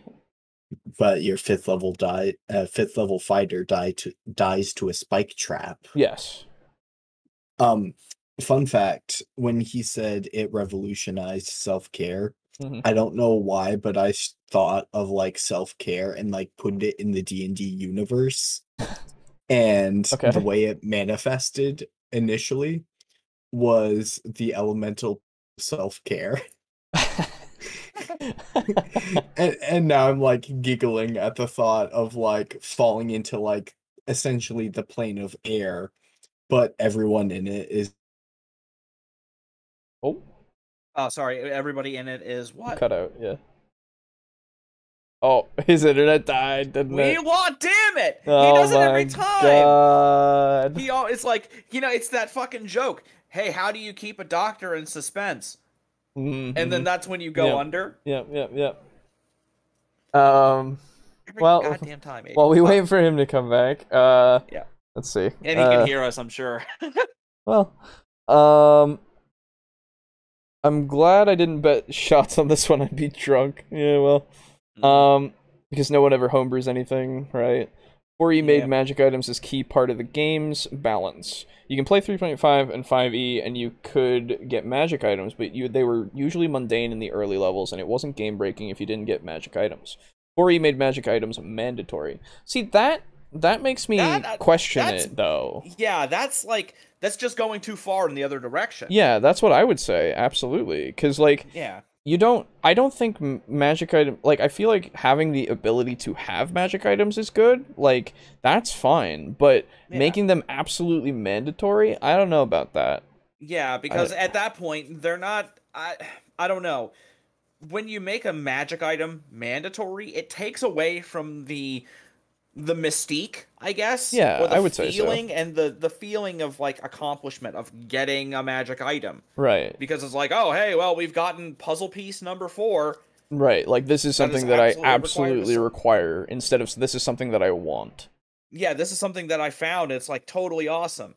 Nope, I had to find this. Yeah, that's kind of what I get from just that description. Yeah. The impression I got of first edition D&D is that it was kind of something that grew almost organically out of Gygax's gaming circles. It sounds like a hell of a group that we're lucky to get in on it. Yeah, that's probably true. Hey, you're back. Us? Can you speak? He's not entirely back.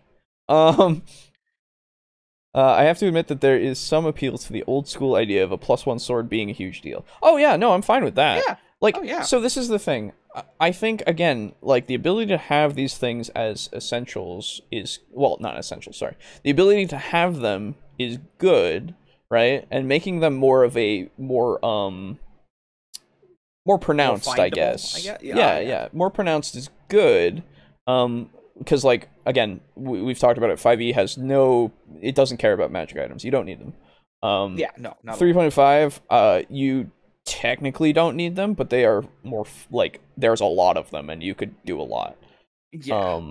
And also they have a class that specifically can make magic items. Hello, Artificer here. But like. The old school stuff that had like, hey, this +1 sword is like a huge deal. Very cool. And you can make that happen with these other ones too. But I don't think making it mandatory is a good thing. Yeah. The only time where it's mandatory that I'd be like, yeah, sure, is like ghosts, right? Like supernatural things that need you to do magic damage or whatever against them. Either and it's the that, only way you or can do it. You're going on a quest that needs you to do you need this item. Oh, sure, yeah, I can think of one immediately. Ravenloft. You need the Sun Sword. Yes. Well, you need it. Now, whether or not it is actually a Sun Sword is up for the DM to decide. It could be a Sun Mace or a Sun whatever. Sure. But at least as written in the module, you need the Sun Sword. And that's fine. Is that the original module? Yeah. Okay. Yeah, in the original module, you have to find an artifact sword that is called the Sun Sword. I see. And that's the only thing in Killstrahd. Gotcha. And that's totally fine, because it's like, oh man, because that's a different kind of adventure. Now you're hunting for treasure. Now you're hunting for a very special thing to do this thing. And also, it's still, like Lich's good. phylacteries. Right, yeah. Stuff like that. Because even the DMG in the Monster Manual was like, oh, if you have a Lich's phylactery, you should, like, finding the way to even destroy it or break it can be an adventure all its own. That's true. So, hello. Oh my god, he's back. So now, do you remember what you were saying before you cut out? Because I have no fucking clue. God damn it! Every time. I just remember it being the elemental plane of self-care and everyone being like very secure in themselves. No, that was it. Okay. That was it. Okay, that was all we needed. Good, thank God. Because like we were like, fucking hell, every time he's like he's in the middle of saying something interesting and then you cut out. And I'm like, fuck. Every time we start a Garibay video. Yeah, right. In Pathfinder 2e, you definitely need magic items. Yeah, that's true. And I'm like, still not really a fan of it. I'm still not a fan of it, but like, of that concept, I mean. No, yeah, I'm not a fan of the concept of just needing magic items to actually balance your game. I don't know. Yeah. I'd say Pathfinder 2e is even worse about magic items. What, about needing them? Yeah, that's fine. That's a shame. Again, like, this is the thing of, like, I don't know. Absolutely needing something in order to make the system work in that respect that seems optional, that feels way optional to me at least, I'm less of a fan of. But I've always seen magic items, at least personally, I have always seen magic items as a fun bonus. Yeah, it's like, hey, you got an amulet that lets you talk to cats. Hello. Or you went into Dragon's Lair and like you found like a really powerful magical glaive or something. Sure. It just, I don't know. It feels like I'm like, instead of an upgrade that I can potentially get, it just feels like it's mandatory and it's weird. I don't know. It's I don't know. Anyway, so overall, I guess what he's saying is like, it's better that there is magic items in the PHB because it gives the players something to work towards? I guess. If that's what he's saying, then okay. But sure. I mean, like, if you want to find magic items in 5e, it's like, hey, DM, could you flip me to the page on magic items so I can see what I can work towards? In anything, you could even go like, hey, can I get a magic item that does this? And they go, maybe. Yeah. Or, hey, Mr. DM man, how is there a high-powered sniper rifle that I can buy? He goes, yeah, I mean Cyberpunk. Oh, okay, yeah. Yeah, Cyberpunk, Shadowrun, whatever.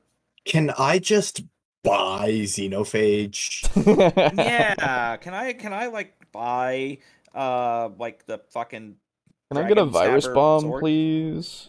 Oh shit, no. You can't. Fuck you. You're gonna have to go to like a fucking Imperial base, and that shit's got a lot of fucking Space Marines, and you're just gonna get fucked. Yeah. When you arrive at the plane of self-care, you receive a plate of tacos and a bowl of ice cream. You are then directed to a comfy couch.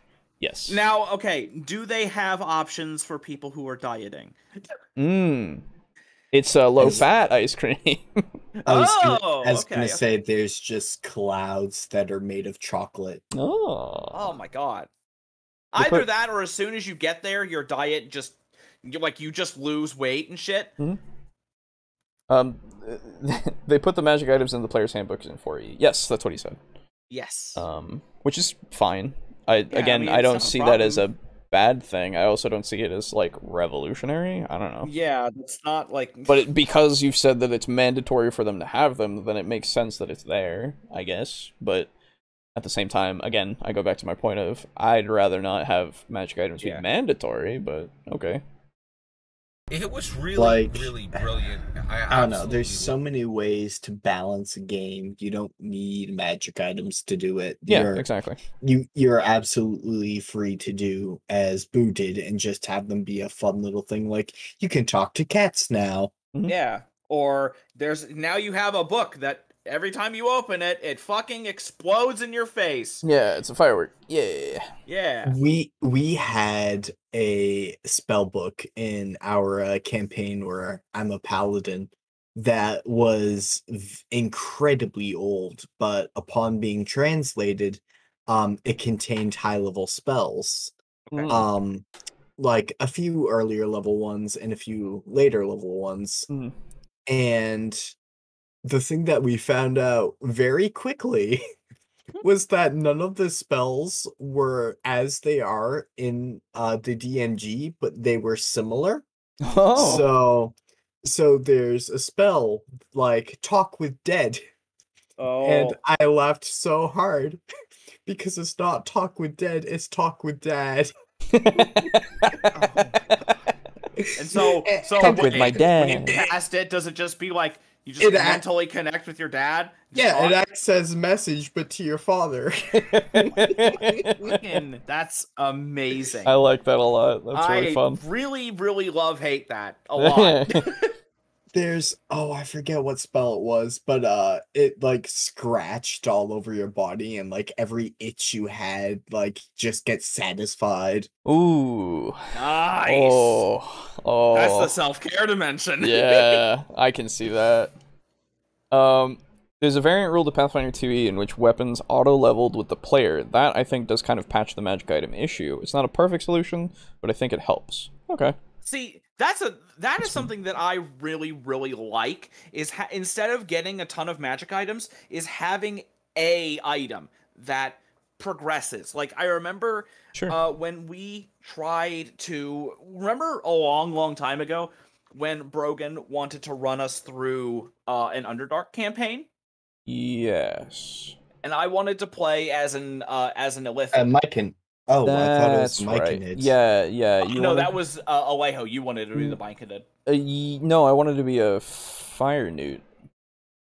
Oh, that's right. Yeah. Somebody wanted to be a Myconid based on the Vidalia Onion guy. Yes, it was me. Yes. Yeah. Okay. So I wanted to play as, for at least for a time, I wanted to play as an Illithid. And I was like, I want to be able to gain powers based on the brains that I eat. And like, gain something new.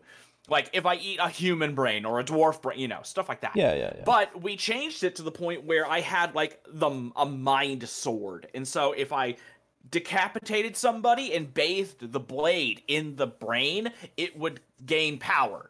Right. Cool. And so I love stuff like that. Yeah, be neat.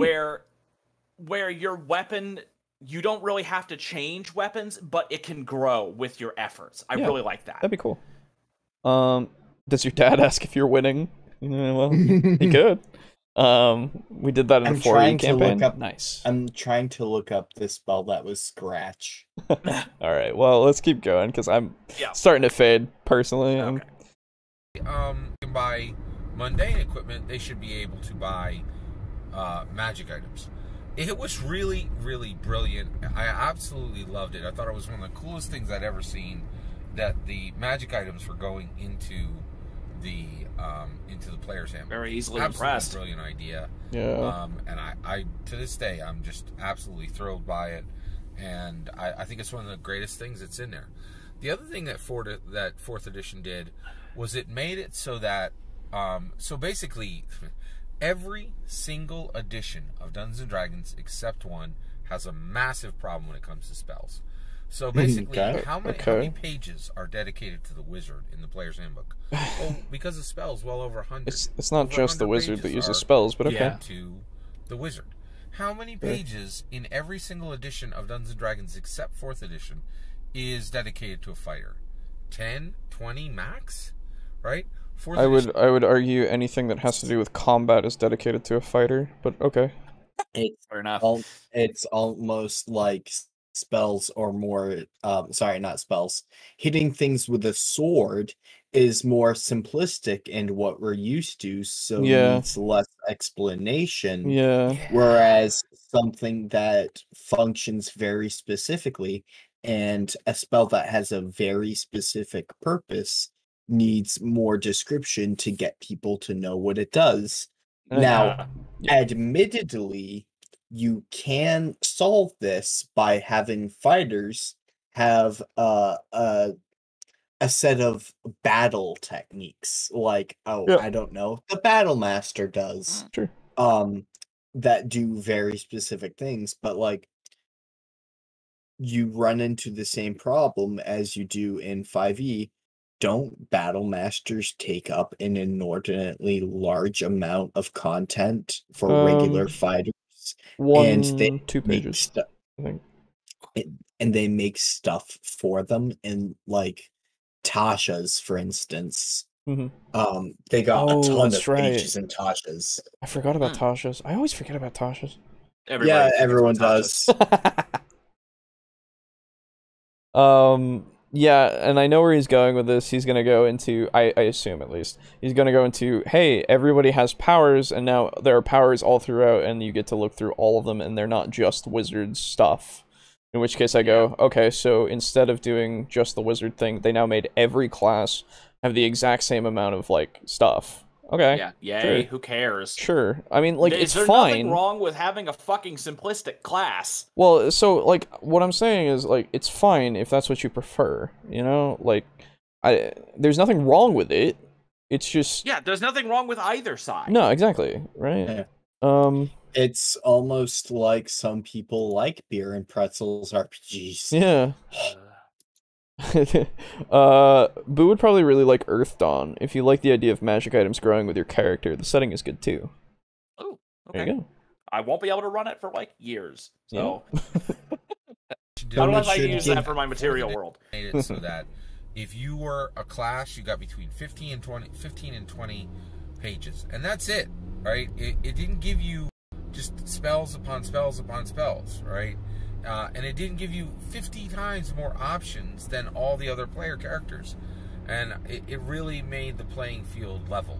And it said if you're a fighter, you're going to have some real powers. Dailies, encounter powers, daily powers, and instants, right? And it made sure that every single class had an equal amount of cool things to do. And it did it through the page count, which is the most effective way. It's the only honest way to do it. It was just honest? I disagree. The only honest I disagree way? Heavily. What do you mean by honest? I had some thoughts on this, and they're all disagreeing. Go on. What the fuck is his preoccupation with goddamn pages? I don't know. You remember the last time we was like, oh, you need to make sure that your rulebook is like 15 pages long. Oh no, it was like 100. Shit? Yeah, it was like 100 pages or something like that. Yeah. Yeah, like what the fuck is with this guy being unable to read? Well, it's more just the amount that he has to read. He doesn't want to read a lot, and that's fine. You know what? Go for it. I disagree with the concept of using page count as quote unquote the only honest way to determine whether something is getting love or not. You can fit some bomb ass abilities in 3 pages and spend 50 pages on blah. Yeah. Just so stupid. Like, quite literally, if I go and get my Sword Coast Adventurers book, the one that is mostly lore about Faerun, and then the back, like, 30 pages is about classes and shit, and, like, a few new spells. Like, yeah. Come on. Like, you're gonna tell me that that book is better because it has everything pretty much the same, except, of course, wizards, but also warlocks and sorcerers and clerics, that get... Wait, oh, don't forget that, when was this made? I need to know, because now it's like, Yesterday. hey man, well, no. It's like, hey man, this was 2021! Oh my god. Yeah, This was dude. May 27th! It's like the Oh my last time. God, I know. Yeah, it's just like the last time you looked up the date, and Okay. it was super recent. Why is he... Oh, God. Okay, anyway. Dude, he predicts our topics for us. I hate it. He makes it so that we can always do one video and then a Garabe video. But we're not gonna do that. That's the thing. You should thank him for the work he does. Thank Also, you, you can't. Garabe. So, okay. Also, you can't blame the guy for trying. Oh, God. No, I'm glad he's doing it. Okay, so... Okay. Wow, that has muddled my brain. Dang, it's late. Dude, I feel that. Okay, so... Okay, let me get my thoughts together again. Yes. So, everything in 5e, and since this is from 2021, this is relevant, because he's saying that this is the only one that does this. Every single class in 5e has a magic variant. Yep. Every single class in 5e has a magic variant. They can learn magic somehow. Every single class. Yeah. So, literally all of the spell pages are now for spells that are even cross-class spells. Like, between many different classes. So, what is the problem now, Garabe? Why don't you praise 5e more in that respect, then? If this is the only time that you've seen this... No, because that's only love to magic users. Oh, but not if you're martial. Where's the wizard who's martial? Monk. Right? Like, what about tank mage? Well, again, it's just... Or war mage, that's it. Right. Well, yeah, exactly. There's literally war mage, and then there's, like, you could say fucking eldritch knight. Like, I don't... Okay. Anyway.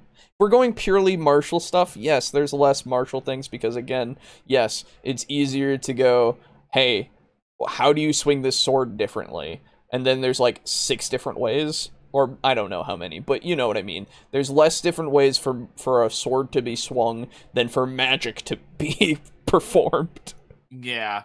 But counterpoint, okay, there's no magic alternative for a fighter. There's no magical what for a fighter? There's no magical subclass for a fighter. Eldritch Knight. Eldritch Knight. Shut up. Oh, okay. Oh, I see. Oh. I'm sorry. My brain... I'm yeah, tired. I don't know where that came. Yeah, no. Anyway, okay. Incredible. Really I had a headache, cool and I still have of 4th edition. Life paths were in 4th edition. There were just lots and lots of incredible ideas Life paths, in 4th edition. Let me take notes. So, innovative rule set is definitely the best thing about 4th edition. And I'll say, there are a lot of things that 4th edition contained that I really miss. Oh, solo monsters. Solo monsters were a brilliant idea that came out of 4th edition. Another thing they did in 4th edition was they said there are monsters that go poof when you strike them. So it didn't matter if you dealt 1 damage minions. or 12 points of damage. If you struck a monster, they were, if you successfully hit and dealt any damage to the monster died. Okay, that is minions. They had a special name for it too. I can't remember, but it was really swift and that's fun. Okay, what does this have to do with solo monsters, though? No, he's moved up. No, he moved off his solo monsters. Yeah. He moved I off. understand that. Yep. Elaborate, please. Nope. Here's he moved the off thing. it. In 4th edition, there are multiple different kinds of monsters depending on how they act on the battlefield. There's minions, brutes, elites, solos, controllers, and other things like that. They each and have a basically, it's classification. just kind of a way to categorize monsters. That's pretty much it. Sure. And solo monsters are effectively just boss monsters. That's it. So, like, a Lich is a solo monster. A Dragon is a solo monster. So it's a different way to say CR in a way. So if it is just another word for boss, how is it innovative to 4E in particular? Yeah. It is not. Exactly. That's okay. So basically what I'm going to do is try to find more about this next time. Or not next time, but whenever we do another 4E video. Or series of videos. And just try to, like, have educated stuff for that stuff, because honestly, the next time, let me know before, like, if you choose to do 4E, like, beforehand, because I can look at my books. Yeah. Okay.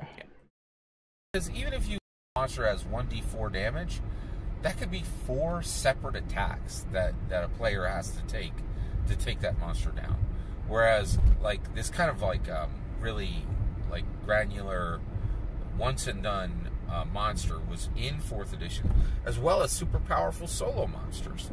And just the way that 4th edition looked at monsters and categorized them, just absolutely brilliant. 4th edition, there's no question, it's the most ill-fated edition of all the Dungeons & Dragons editions. It only lasted from 2008 until 2014, okay? It only lasted for 6 years. Our run of 6 years is pretty good. Hold on, weren't we just told that 3rd edition was the shortest? The entertaining thing is 5e came out in I'll assume 2014, and it is now 2021. It just hit 7 years. Yeah. I mean, I assume he means confirmed. Well, I assume he means, like, editions that are over. Quote unquote, because you can still play older editions, but well, you know what I mean, are no longer receiving support. Yeah, I know what you mean. I'm just throwing out there that, you can do it the hell you want. It's your table. Yeah. Unless you don't own the table. So thief. Well, this is this is the thing. I wonder, because 3rd edition stuff stopped being just 3rd and became 3.5 in 2003. And then 2003 to 2007 was 3.5. So I don't know if that's the same, like, if we count that as the same edition, which I would, because it's just an updated version of 3rd edition. So it was 7 years. So in that case, like, sure. In that case, then, no, okay, yeah, it would still be the shortest. Okay. I don't know anymore. I've been told many things, and my brain just wants to die. Yeah, it just can't contain it all. Can't contain the brain. It is officially now the shortest edition of Dungeons & Dragons. It was much hated. So let's get into what was the worst thing about 4th edition. I wonder why it was so short when it was so hated. It didn't matter if, the debate on whether 4th edition was good or bad is irrelevant. What cannot be debated. It split the community into people who loved it and people who... Okay, let's not just say that it's irrelevant. I would love to know why, if it was good or bad. That's the thing. That's why we're watching your video. Legitimately, the very best and very worst. Okay. It's not relevant. Your whole video is irrelevant then. Well, no. D&D 4E was polarizing. Sure. Yeah, sure. You know what? For sake of argument, I'll give you that. I don't even care. Yeah. However, when D&D 4E is so polarizing, and people may or may not buy content and, like, books from you as a publishing company, do you not think it would behoove you to create another edition and figure out what went wrong and fix it and make a new edition with books that people will buy so that you as a company can continue to accrue value? It's not irrelevant. I don't understand how you could even come to that conclusion. Ugh.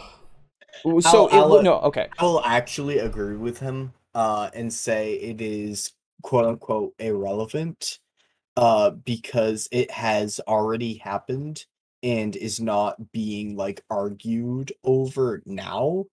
Hence, we can look in the past as to why it was disliked and discuss it objectively. Sure.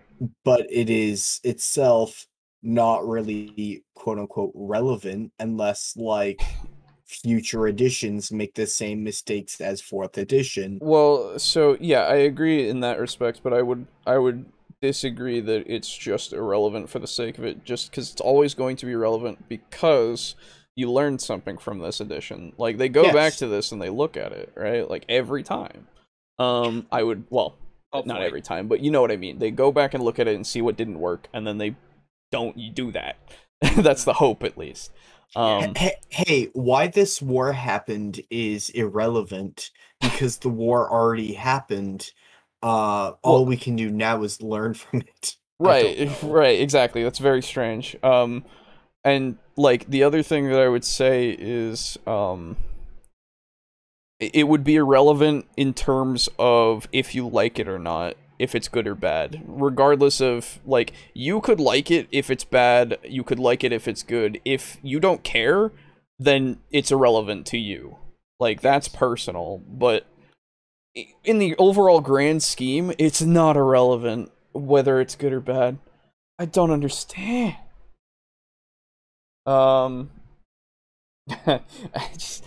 saw Celia's thing. Solo monsters shoot first. That's true. Each of the different monster types had different math on how their stats worked.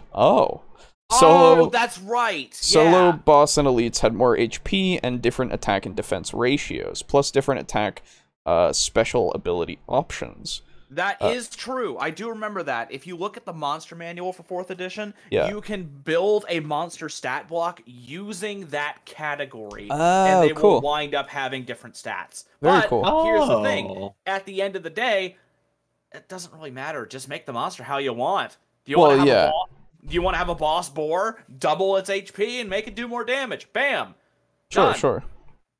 So I really like that as someone who like actually no, I can't say that because I have people that might be part of my Ingridel campaign that are possibly listening in. And secrets for you and Trish. So I will say I do find that incredibly creative and like innovative, and I may adopt that in 5e. Yeah, it's cool. I like it. It's a neat system. It's just it's kind of unnecessary if you are familiar with building balanced monsters. That's the thing. Yeah. Yeah. I think it's a good way to get there, though. Yeah. I know what to make its AC and HP regardless. Yeah. Yeah. Just got back. Yeah, it's Garibay. Yeah, well, we're getting there. I know what to make my monster's AC. It's exactly one higher than every dice roll that you make. Ah, yes, that's true. Reactive AC. This is why what I've learned from the dude who made the DC in his dungeon, like a dice roll from every room. Jesus Christ. What I do is I roll a dice, and whatever I roll plus the modifier that's AC for its turn. Okay. So one round it has a 13 AC, the other round it has a 20. God damn it. Some monster types attacked better but had lower defenses and vice versa. Some had more movement options and others less. Okay. Yeah. If I recall correctly, Puff and Forest's main criticism of 4E were overly similar class abilities and laboriously long combat. I don't know how true that is, as I haven't played it. Oh my god, a tabletop role-playing game with long combat? Yeah. I cannot handle this. That seems to be the thing for a lot of people. And like, it's fine. I don't know, man. I saw he has some 4E stuff, and like, maybe we'll look at it at some point when we know a bit more, but... Yeah. At this point, I don't know, man. 4E's mistake was trying to change too much all at once, with a brand new presentation style that was so different than just about every other RPG on the market. Sure, I'm sure that definitely contributed to it. Absolutely. I don't know. Anyway. Let's get to the worst thing. We've yet to get there, and I'm excited. Yeah. who hated it. And trust and believe, there are a lot of people who loved it. But there were an equal amount, if not more, who hated it. Mm-hmm. And why did they hate it? Well, they're not wrong. Basically, there was a 1-2 punch on how the edition was created. In my opinion, this was the flow. Okay. So in the early 2000s, the MMORPG Warhammer, World of Warhammer came out. Wow! Oh my God! Right? I can't I'm not gonna. It's hard to even explain. We're not gonna touch that one. No, we're not gonna touch that. It just sunk in. It hurts. Yeah, no, I know. Yeah. Oh, my soul. Yeah. Oh. Yeah, we're getting there. Okay. All right. Yeah. I would play a World of Warhammer. I would too. Remember when oh God, what's it called? I have the game. What the fuck is it called? That Warhammer game that was like the big multiplayer game with like faction against faction. When that was supposed to be Warhammer? No. Gladius? No. Hang on, I'll look it up. I was gonna say faction against faction. Do you have the slightest idea how little that narrows down? Sorry. Eternal Crusade. Remember when Eternal Crusade was supposed to be kind of like that? No. Oh, no. You should, dude. There's a video I should send you guys. Actually, it's a really good one on it. Like, fuck me, dude. It's really informative and really good. Warhammer Online, wasn't that a thing as well? Yeah, that's true. Have you guys played 4E? I haven't, but when I made characters for it, it seemed like it would take a long time to do even a simple low-level fight. No, haven't played it yet. Would be interested to, absolutely. Yeah. I don't know, man. I really don't know. It doesn't really take any longer than any other like tabletop RPG fight usually. Yeah. Because like in my experience, I have done fights in 4E. They don't really take all that long. Now, granted, as Aiden has said, and I will admit, I'm not the best at combat. So maybe people who are really good at combat will make it so that it's very well balanced and it's actually like challenging. But in my experience, it doesn't take any longer than any other game. So the most painful thing for me is how he set himself up, because there are MMORPGs that you could like that have been said that D&D 4E was similar to. Sure. And both of those, like you can make the case for Warhammer because it's more tactically focused. Yeah. And like there's battle maps, and we mentioned Warhammer. We did. We played Warhammer in the previous video. Well, I haven't. And you can also make the case for WoW, World of Warcraft, by the way. But the most painful thing for me is the fact that you could make the case about Warhammer or WoW. Yeah. And he somehow managed to get both wrong. Yeah. Also, side note, I loaded up my Twitter. Yeah. And my topics to follow was literally that, and I'm like, oh Jesus Christ. Here's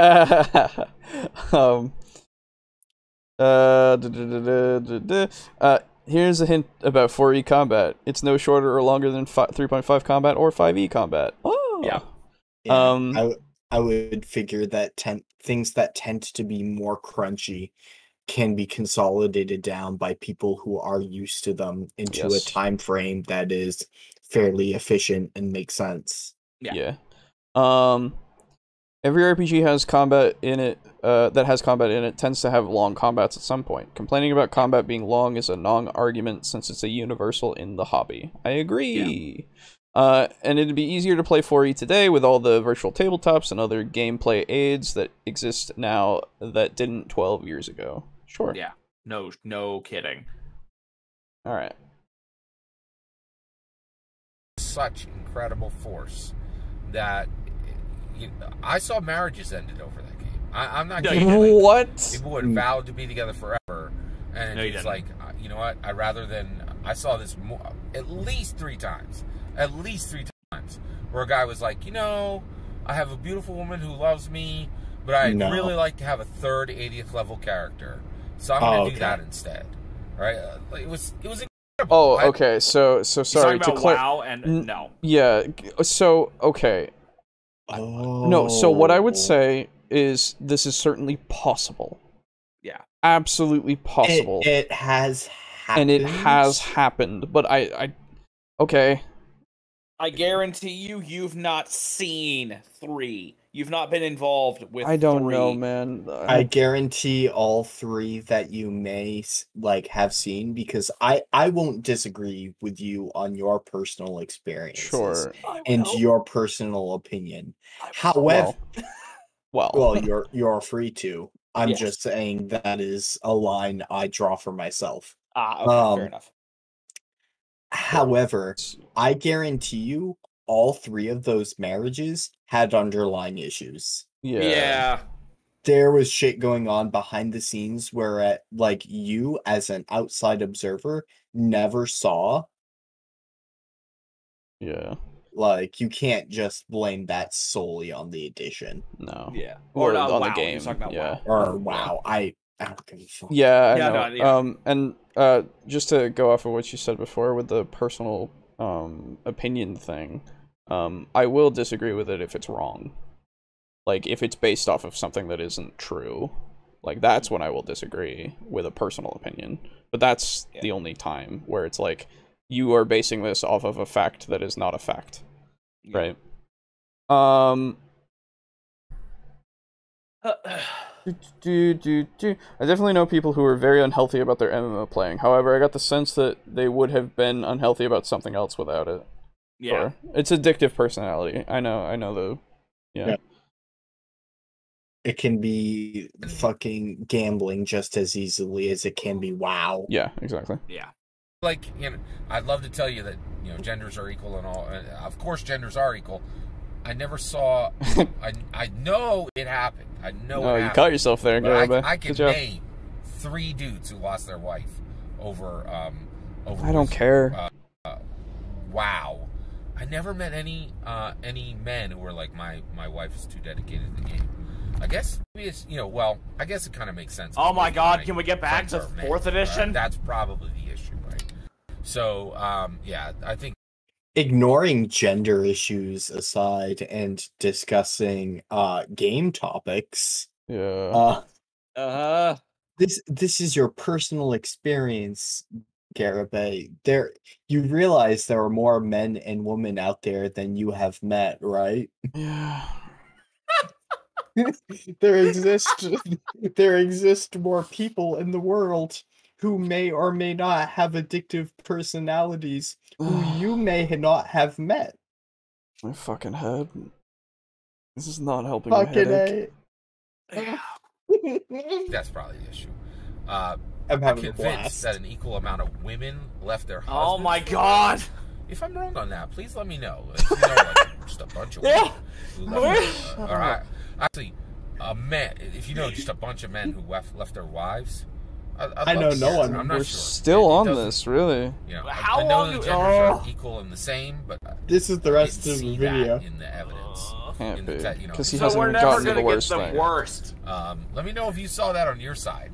Maybe different regions are different. So all right, I'll give him this. He's putting out feelers. 4th edition, love it or hate it. There's no two ways about it. It split the community, and any product, or half or more. We're 9 minutes into your 11-minute video. Tell me why. Hate it. That ain't gonna stick around. It's just not that's not a way to sell a product, right? And it didn't. So the worst part about it so far that I've gathered, and he's got more to say, I'm sure. So the worst part about it is that it split the community, and that's bad. That has absolutely nothing to do with the system itself. Exactly. Yeah, what was That's personal preference. criticism that he had again? Was it just that it split the community? Yeah, that's far the only thing that he's talked about. Yeah, we think because it split the community, and then we went into WoW and people he's never seen before. Yeah. The reason this edition is bad is because people don't like it. Yes, thank you. Right, exactly. Yeah, so After 6 years, they shut it down on 4th edition. And basically, so I think Wizards Edition to be the tabletop version of WoW, and that absolutely infuriated a whole bunch of people. And they were Back up listen, your opinion. I play video games. I think I dare you. A lot of D&D people were like, I don't really care about video games. So it upset them. Then there was a whole group of Dungeons & Dragons people who were like, hey, WoW's great, but I don't want it at my table, right? Like, I don't want you to try to replicate. This is just the same thing. Okay. I said, didn't I say this initially that he was going to say it was the MMO thing? But then he said, no, that's too, not simple of an opinion. But then I changed it. I'm so upset. He disliked it because of the combat. You just said the combat. No. I said the combat would be the good thing. Oh yeah, sorry. Yeah. Fuck. I mean, it's fine. We all lose. He's just repeating the same thing that everybody has said without saying anything additional. So, admittedly, I'm going to draw out of my personal experience, like I just criticized Garibay for doing. But I am going to not genderize my question, and I'm going to ask everyone. People who play D&D generally are nerds, and most nerds enjoy video games. Yeah. Sure. Everyone I know that plays D&D, this includes a group at college, this group, the group I play with IRL. Everyone likes games. I have never met a single person that plays D&D that does not like games. Have you? I'm asking this as other hosts of the podcast and also opening it up to the audience. Yeah, if you're watching this in the future, hey, comment below. Yeah. Now I will give probably a more reserved answer. Everybody that I've ever played with also loves video games. However, some other people that I am aware of, namely Critical Role, I don't actually know if all of them like video games. Most of them are video game voice actors.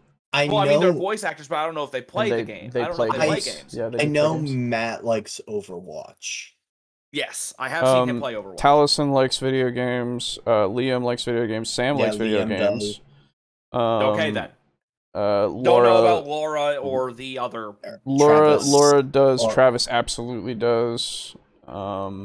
Oh, that's right, because Travis talked about playing games and he also had Game Ranch. Where he would play games literally that he liked to play. Does Ashley? Yes, I think so. And then there you go. Marissa. I'm not entirely sure about her. No, Brian likes games, and he also, I think he talked about when he played games with her too. So she's at least been playing games as far as I'm aware. I think I could be wrong.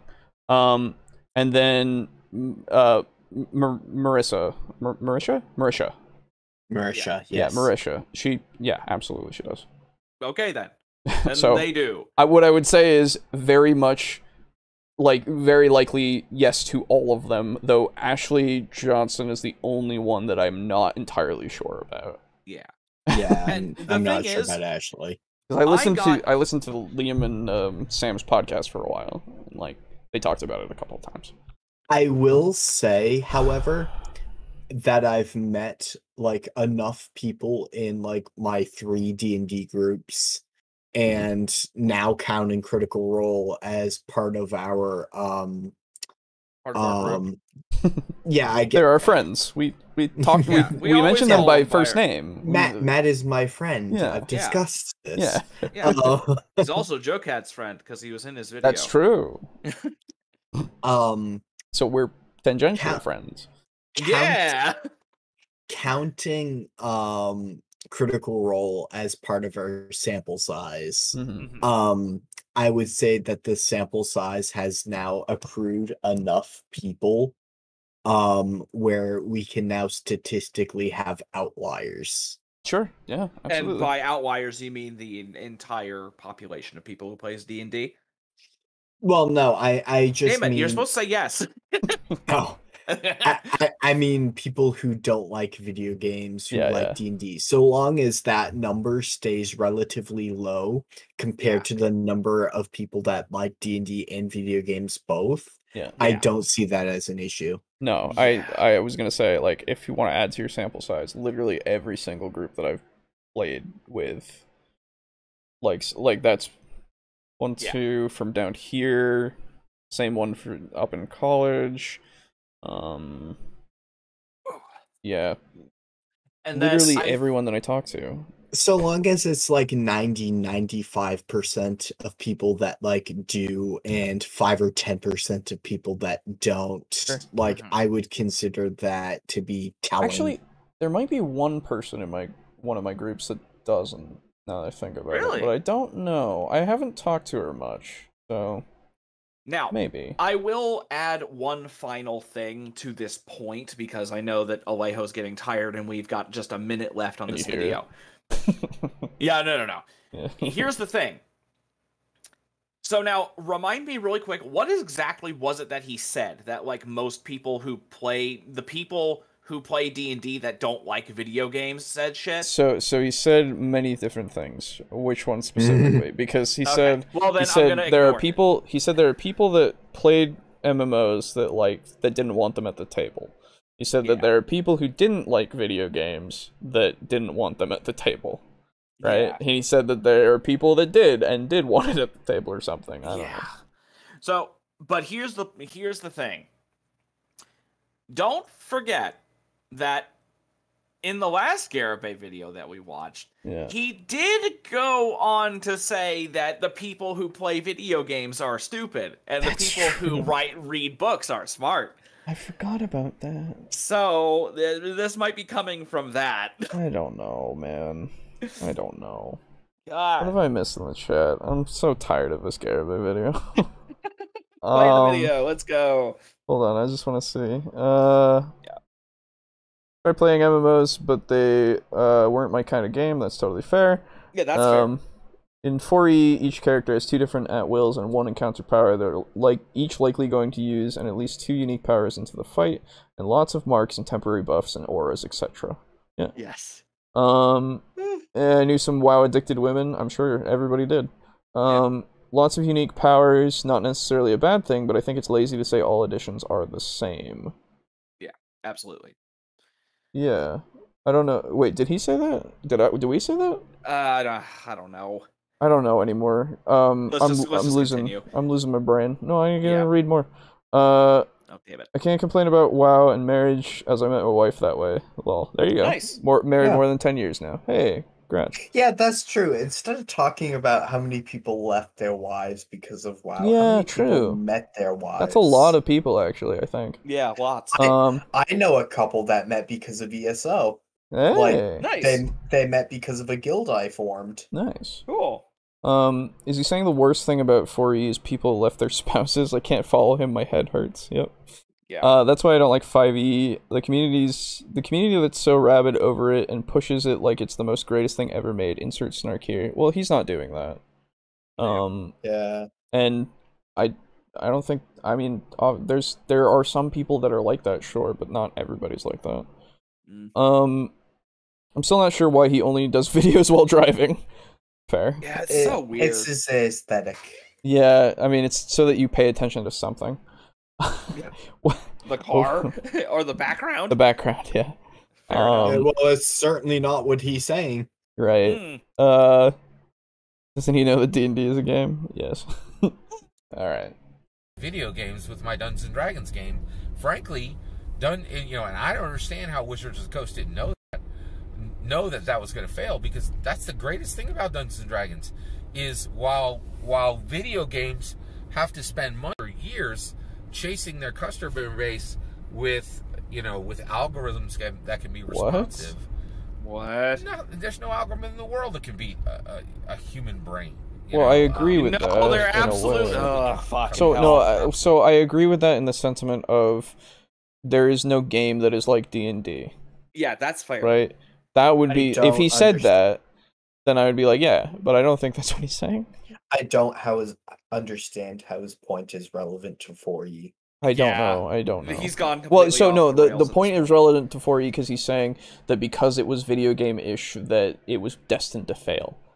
That was what he was saying. And what's this have to do with algorithms? Oh, because he didn't expect it. Yeah, and like, well, no, now he's saying that video games companies chase their player base by making algorithms that are going to be very good for them or something. And I don't know, man. God, I don't think he does either. I don't know. I hate that my glasses look like his. Get fucked. I've got gunmetal glasses. I'm good. Yeah, dude, I'm yeah. this close to just taking my glasses off. I don't need them to see anyway, so I thought you wore contacts. I do not. I've never owned a pair of contacts in my life. Same, dude. Yeah, no contact gang. Yep. I'm going to. But... Oh fuck. It's like, cut from the team. So it's which is literally black and white. What? So wait, basically, what is black and white? Sorry. I really think can be What's that? Pokemon? No, there's no algorithm in the world that can beat a human brain. When it comes to truly complex things, not simple things like chess. So what? Which is literally black and white. What? You don't know how complex chess is, Garibay. Don't try to do this. Yeah. Oh, my chess. god. Don't. Oh, chess. Yeah. Oh, okay. I thought he said jets. No, Hey, not okay. jets. I thought he was making a case of a multi-million-dollar piece of equipment being simple. Okay. That would be And funny.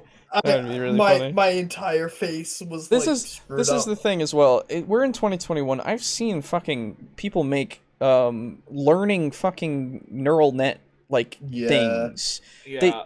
That like literally people on YouTube do it and they just show that shit and I'm like, holy fuck, that's interesting. The Turing test is a thing of the past. Like, you can make AIs that will pass it. Yeah. And that's why cybersecurity isn't, like, ever-evolving arms race. Yeah. So, I would like to posit two things. Okay. I take it that both of you guys have seen videos from Down the Rabbit Hole and Frederick Knudsen. Yes. Did you see the video on Deep Blue? Yes, it was really good. It was really good.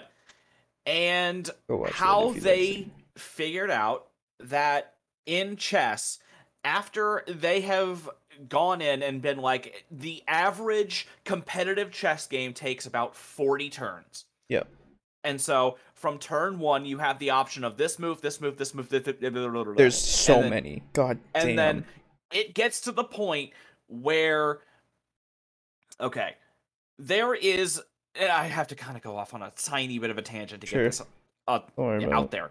But if you know, do you know the number 52 factorial? I've heard it. Okay. 52 factorial is a number that describes how many ways a deck of cards can be arranged. Oh, yes. Yeah. So, basically, 52 factorial is a number that is so big that it's incomprehensible. Yeah, it's one of those things you legitimately can't wrap your head around. Yeah, exactly. But to put it in perspective, if you had a timer that was counting down 52 factorial from the moment the universe started to the point when the sun burns out, it wouldn't be close. Jesus. And so here's the thing. 52 factorial is minuscule. Absolutely negligible compared to the number of possible moves you can make in an average 42 turn game of chess. That's true. And they made a computer that can do that in minutes. Yeah.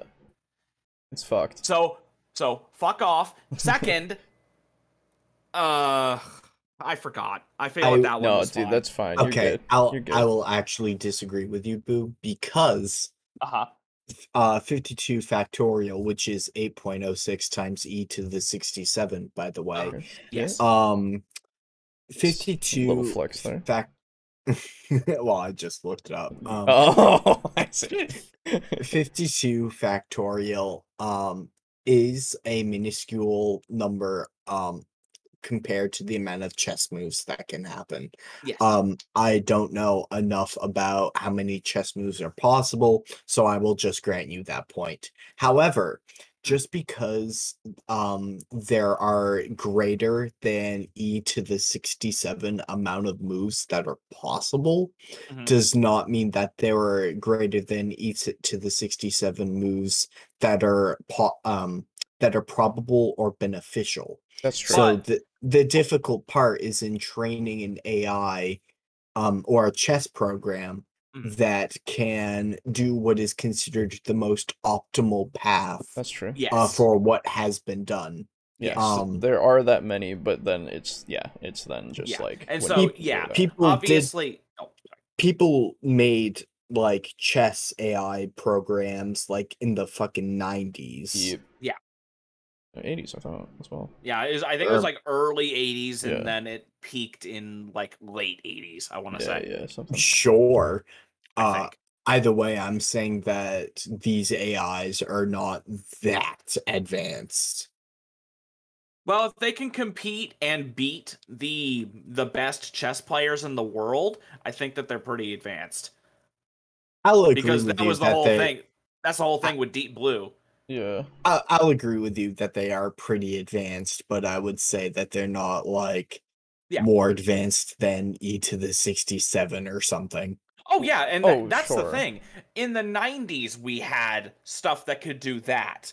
There is no, like, it's gonna get there. And it's gonna be fucking scary. Well, and the other thing that I want to point out again is that he's saying that chess is like having AI that isn't better than a human brain.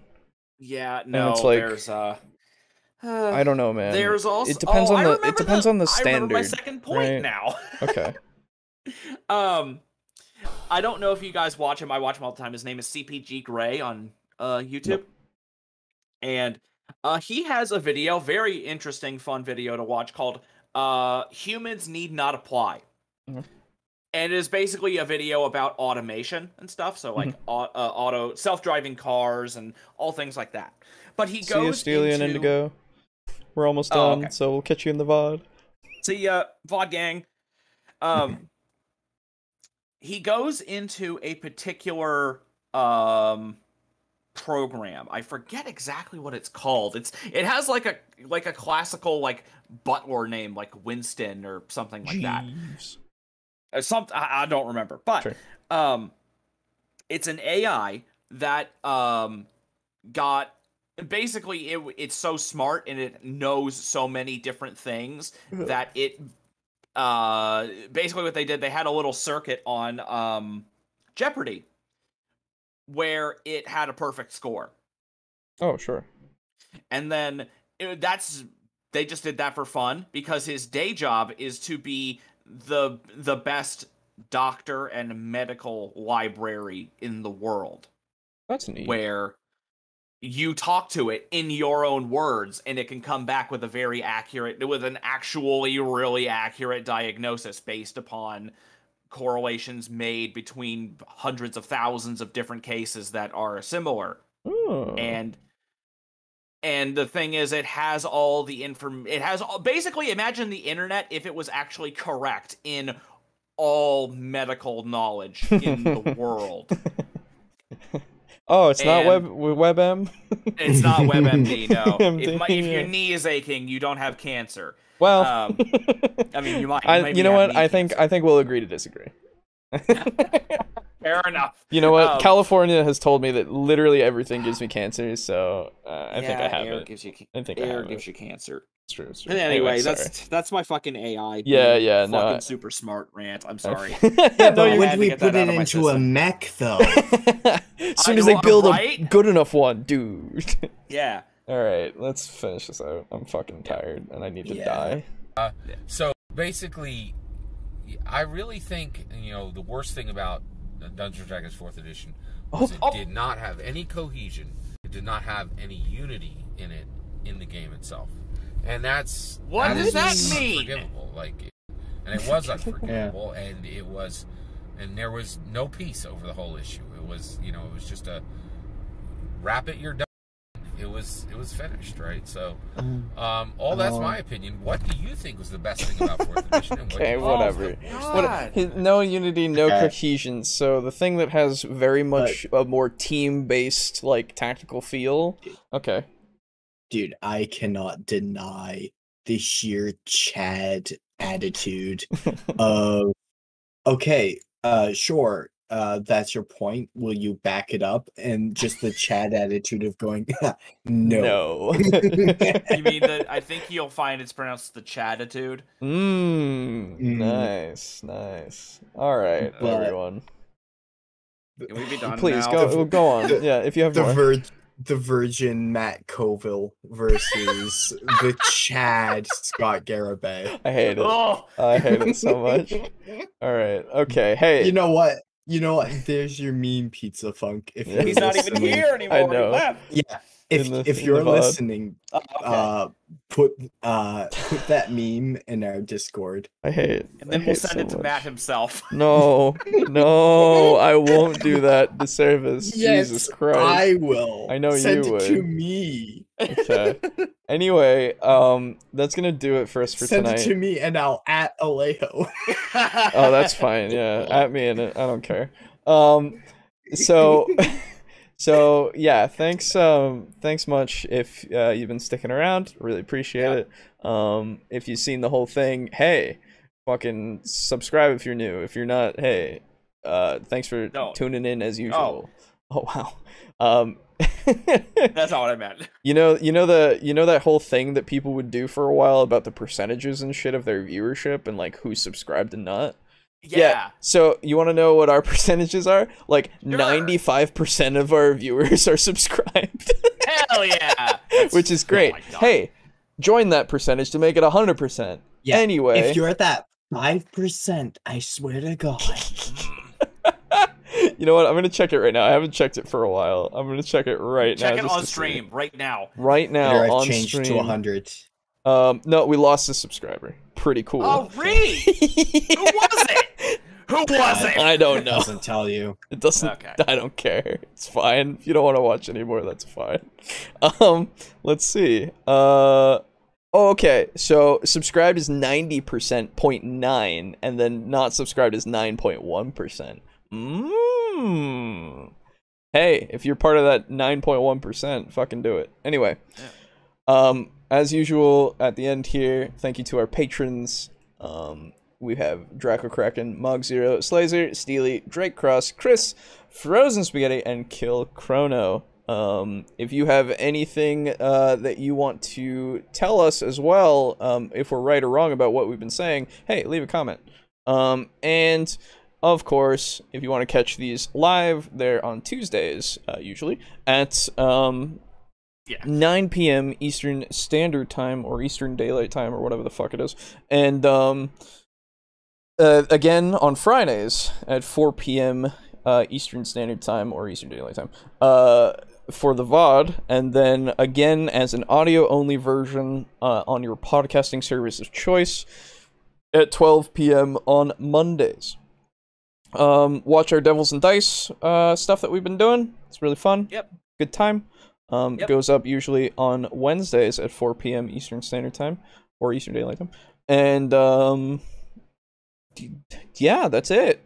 Hey, we're done, everybody. Goodbye. Goodbye. Goodbye. Garibay. Goodbye.